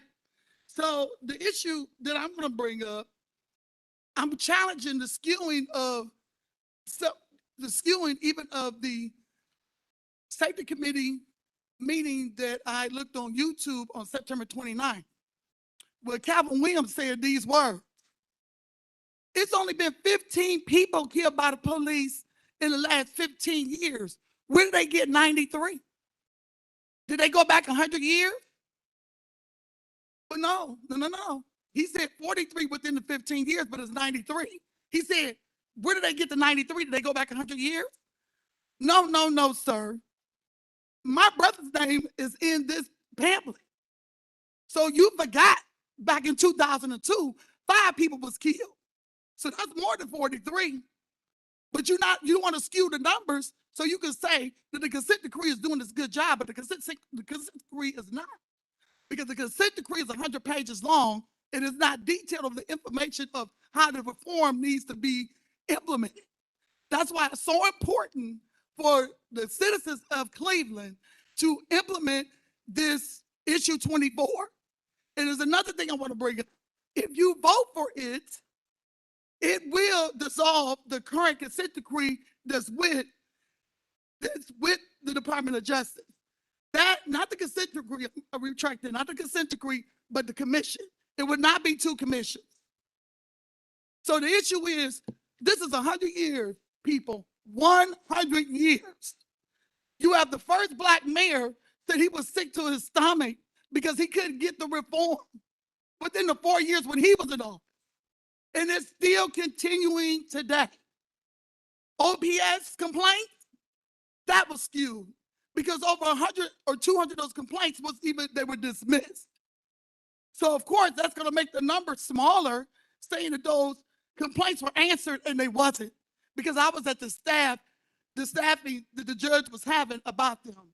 And he told them, would you investigate them for the evidence and the information go code?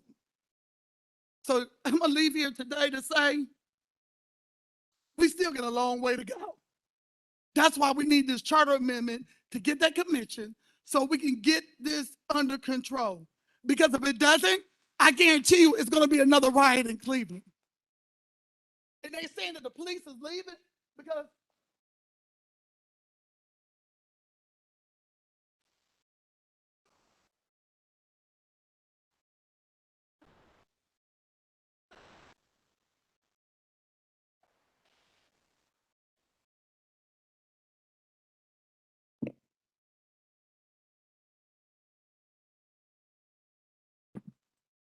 My name is Hamza Kabir. I'm a retired military police officer. One of the things that I'm actually doing my PhD dissertation on the Gomez and Diaz research. I'm doing qualitative interviews to unpack the quantitative data of the residents. One thing that I've learned from my time in policing is that the policies aren't made by the police, but they're bad. Terry v. Ohio, bad policy needs to be overturned. Graham versus Connor, bad policy needs to be overturned. Pennsylvania versus Mims. These policies are in place because officer safety comes before your constitutional rights. And as long as officer safety comes first, we're always going to get killed. Because perceptions, Graham talked about perceptions, what an officer perceives. Black people are perceived as more dangerous, more aggressive, more assertive. We're perceived as angry, we're bigger, we're stronger, we're faster. So you have to use more force to get us down. And as long as you need to use more force, we're going to be in danger, period. And I am not concerned about after the fact. Review boards are after the fact, after the person was killed. I want to stop it before. Before the officer arrives on scene, we have to stop it. You are suspicious. If I'm Black and I put my hoodie on, Black man was suspicious. I am suspicious because I'm Black with a hoodie. I'm not suspicious because I'm white with the hoodie. The police know who they can and cannot kill. I have the evidence, the documents to show you this. It's evidentially, it's not anecdotal. It's empirical data. They know. And when you see a Black person get killed, the media narrative is disgusting, it's atrocious, and it's horrendous, and it's an anathema to justice. But we have to start somewhere. I support issue 24 as well.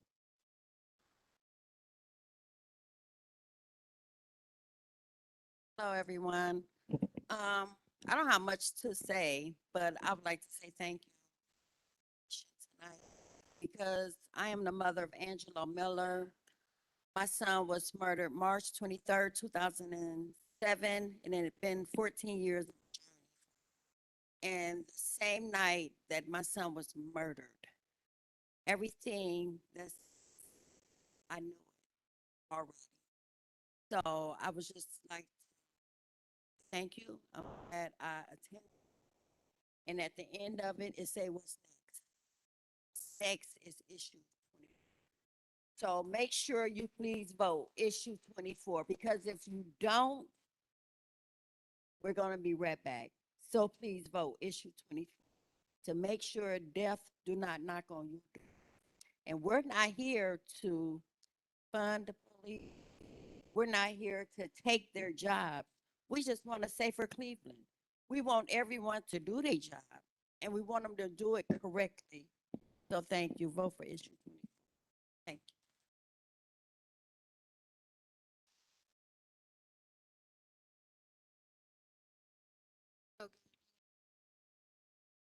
My name is Samantha Montanez, and I am a Leaders of Tomorrow work group member that is under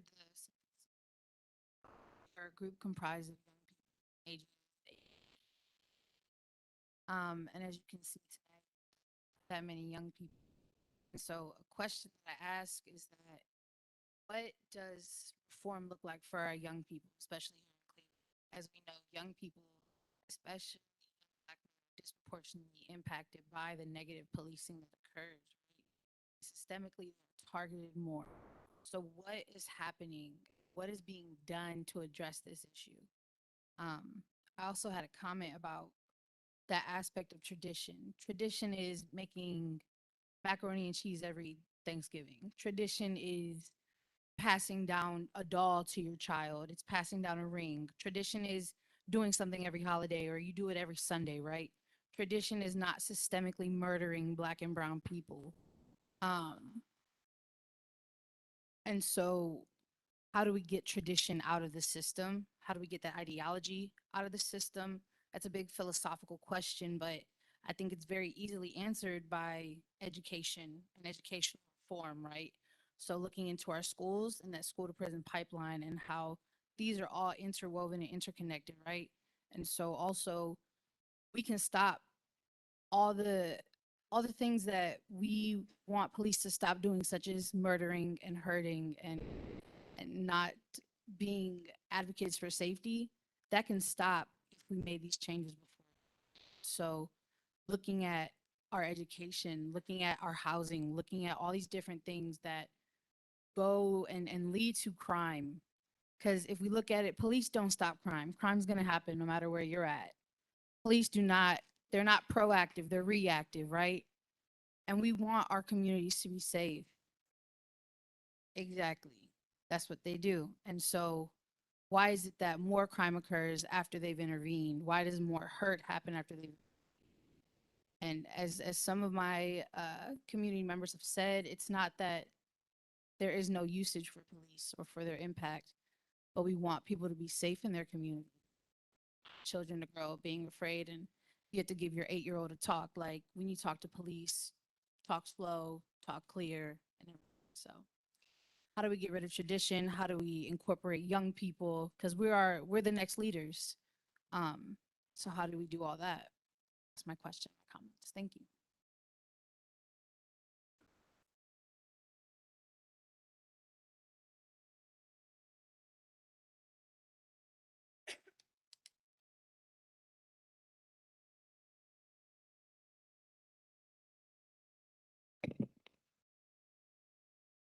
Sorry, hear me?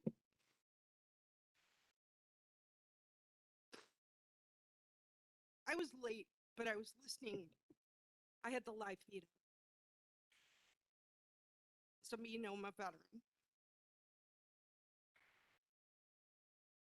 So I was upset when I heard insinuation decades ago. The police department got aggressive because soldiers came back from war. this was really impressive. I wish I wish it could have been done a few months ago because just you know, a lot of times I've come to these meetings and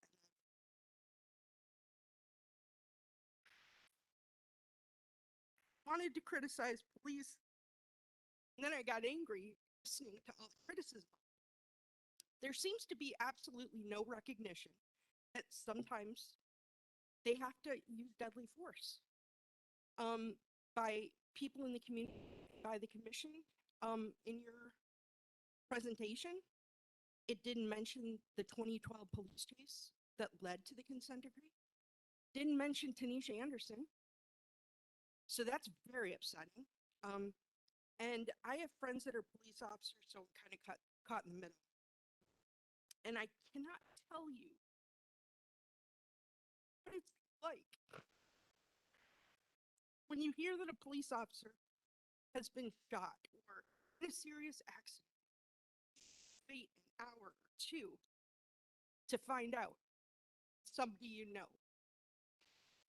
It's horrible. And then you're relieved you don't know that person, but you feel bad because somebody else is gone. The other thing is, I've been a member of the Mental Health Response Advisory Committee since 2015. It was mandated as to be created by the consent decree.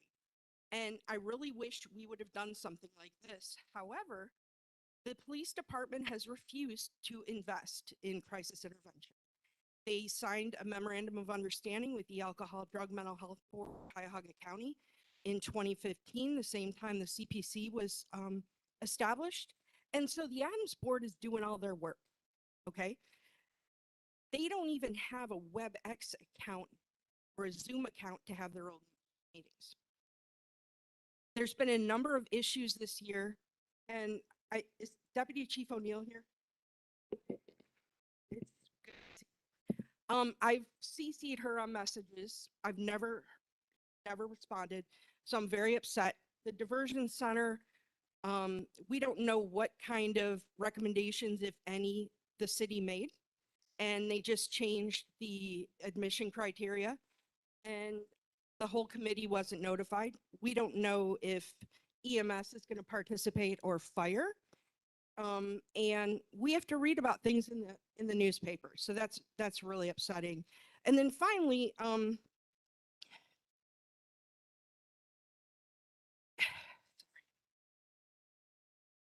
at the end of end of April,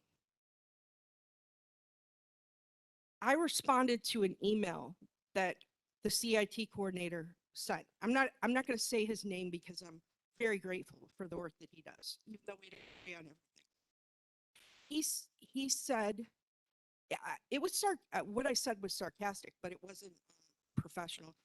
He said that if I felt the same way when we had a meeting on Monday, that I should resign.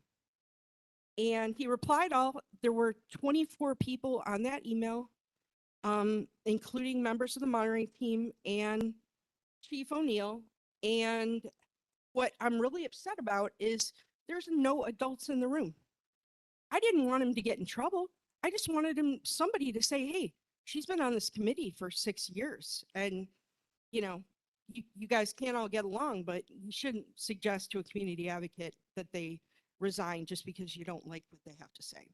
And one more thing, the city has not reported out the data that they're required. They didn't put it in the annual report. Whenever I ask about this, about the arrest data, I'm gaslighted. People say we've sent that out, and then nobody sends me the information. So it is what it is. Hopefully Deputy Chief O'Neill can answer my questions. Thank you.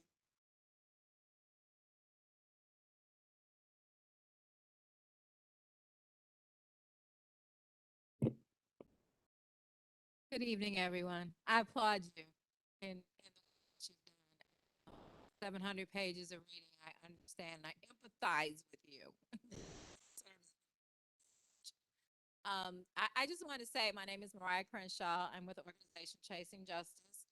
And the best way to approach this is what you're doing. those who do not know history are doomed to repeat it. And because these reports over the past 100 years have not been given to the community, they have not been given to community organizations to discuss and to try to implement and create reform, the best way to do this is to put this into the hands of the people so the people can move it forward. And I think you did an excellent job putting this together. Again, I applaud you for the work that you've done. Phenomenal. I lived through some of these periods. My dad was very instrumental in pushing for legislation and dealing with corruption and dealing with police accountability. I thought it was interesting that you had a section in there discussing that the responsibility does not lie on just the police. In fact, if you look at the empty chairs, who should be sitting here now should be judges, prosecutors, who are directly responsible for what happens in policing. Our organization is not like, we're not faulting police anymore. It's not on them anymore. The onus is on the prosecutors and the judges who allow this, and the arbitrators who allow them to continue to operate as they operate. You do not have to be anti-police to want accountability. You want everyone to go home at the end of the day. You want everyone to be safe. And what we're finding is that we are not equipping our police officers, our peace officers, because the word police is not in our legal language. We are not equipping them to do the jobs that we ask them to do. And I don't think it's fair to them. And so the onus now should be on the state, the Ohio Peace Officer Commission, the Ohio Peace Officer Academy, the prosecutors, and the judges, because they are more instrumental in making the reforms. So prayerfully, you'll be able to hold this again for them. You have to invite them to the table so that they can get educated, because they don't know this either. And when they're absent, you're not able to take the information, process the information, and get an understanding that they are continuing to allow the systemic 100 years of bad practice in community policing. And so again, I applaud you and I thank you for your work. And I just wanted you all to know that I am very proud of you. Just keep it up. Reach out to those judges, reach out to those prosecutors, get them here so that they can see this and get an understanding that we are working and we want to work with them. But if they're not willing to come to the table and fix the systemic issues, we're just going to be back here again, and it's going to be over and over and over again. So thank you.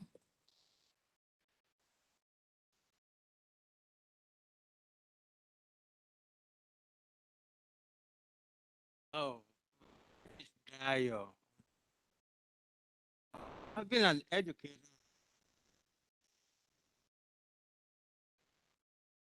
Around, I always go to separate meetings just to see what's, because there is no end. Look at the truth I've listed here.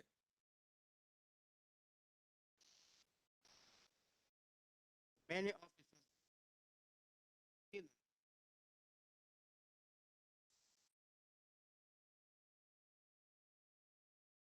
act. Now, that first one that you have listed, have you collected a record of what they did positively to have a good impact on the community? That's number one. Number two, you said there is no doubt that any officers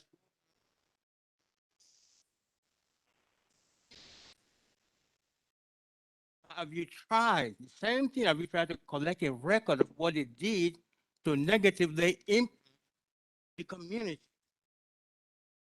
And the last one you said sometimes same officer doing right and wrong. We need to study that. Why are they doing that? Is it due to the color of the person? Or what is it? Inferiority? Or not enough education? If one officer can be good and bad at the same time, something is wrong somewhere. Maybe if you go to the west side, he does. If you come to the east side, he does. So all this we need to really catch. We cannot say this is the nature of excellence.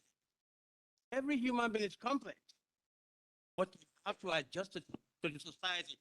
Hey, as a teacher in the classroom from Nigeria, when I got here, everything was like a zoo to me. You know, I complied, I learned, I adjusted, and I did the best I could in the. I had a student that criticized me. They really want to appreciate the police. So let's take all this good and bad and this one, maybe the community will give them more respect. And those are my comments.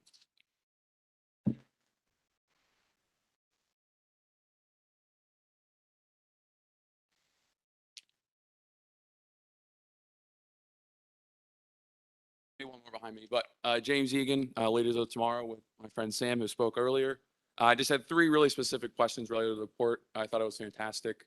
I'm going to continue to reference this as I learn more about policing in Cleveland the last 100 years. Three specific questions I saw is one, will the CDP allow for those organizational studies that were mentioned in the presentation? And I'd be curious if why not? Is there a transparency issue, and why would there be a transparency issue? Two, where can we find more of that detailed information? Are we able to easily access the municipal archives, or is that some paid subscription, or or is it easily accessible even if it's free? And lastly, could you provide a specific amount of money that was spent on all these various commissions and reports? Maybe you couldn't do like say the Kerner report since it's national, but then I don't know if you could adjust it for inflation or not. But just my comments. Thank you.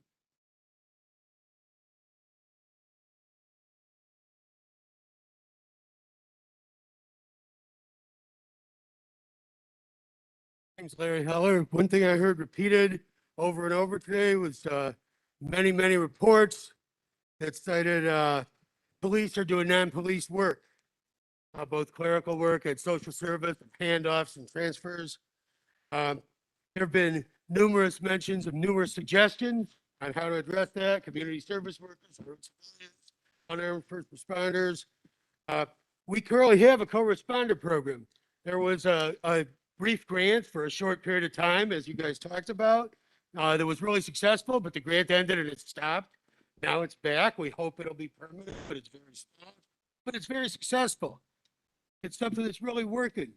So we have this co-responder program. Pretty soon we're going to have 988 in addition to the 911 system. That's a great opportunity. But there's been talk about this over and over again. How do we really create change? There's many police calls may involve people who are homeless, people who have mental illness, people in crisis who need help. They don't need an armed response. And that's been identified over and over for 100 years. And we haven't been able to help them. We have here in Cleveland many great nonprofit organizations that are doing outreach and helping those people. But sometimes they need to call 911. They need a little more help.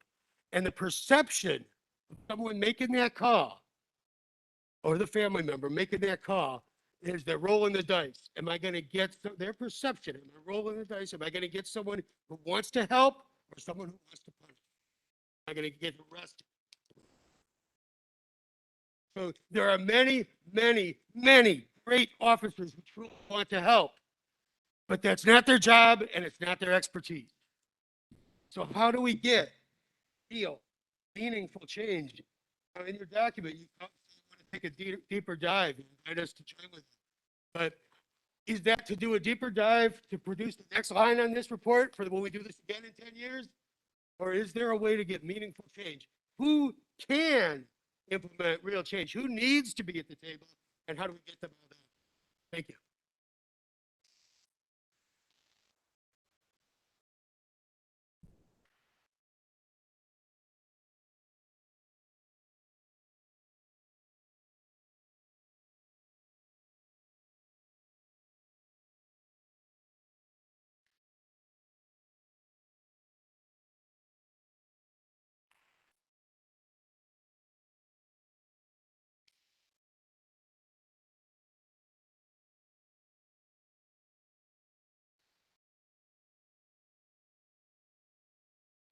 My name is Johnny Ham. I'm a resident of Cleveland, but I'm also a member of the Cleveland Division of Police. What I would like to ask is, in this whole process, you referenced Cleveland and its history and all these national reports. Did you find a city that got it right? Did you find a city that was as diverse as Cleveland is, especially now? Not only in its, racial background, but the national origin, because we are really a true melting pot of the world. I think this is a problem that has gone across the United States, and Cleveland is not unique, and you didn't mention that. However, the national studies and reviews go to show that this is something that nowhere has solved. Even places that are East Coast, West Coast, they all have these problems. I don't know if there is a place out there that actually, I haven't found it. I don't know if you guys have. And lastly, in relation to issue 24, issue 24 is not about police oversight. It's about police control. And that is an important distinction. Thank you.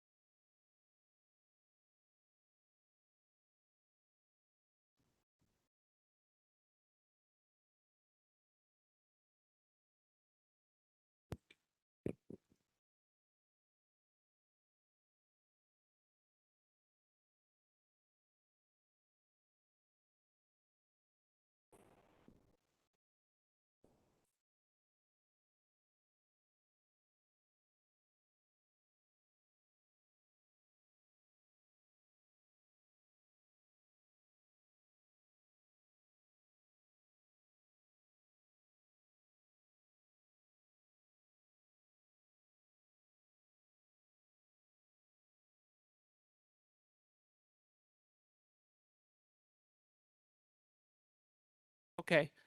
Thanks again to everybody who came tonight, employees and community members, this whole group that's in the room. We really appreciate it. I know we went over our time. A couple of quick mentions. There is still a open survey with the Cleveland Community Police Commission that is relative to the consent decree training and the experiences of both the community members who are engaging with officers who've had that training and officers who've taken that training. That's could be found on our website, and I'm going to give that in a moment. The other thing available on our website is the presentation in PDF form from this evening. Both of those are there. The website is clecpc.org. That's clecpc.org. And if you go under the resources tab, that's where you will find the PowerPoint, and the survey should be right there on the homepage. Thanks again for everyone's time again this evening. Make sure you grab refreshment on the way out.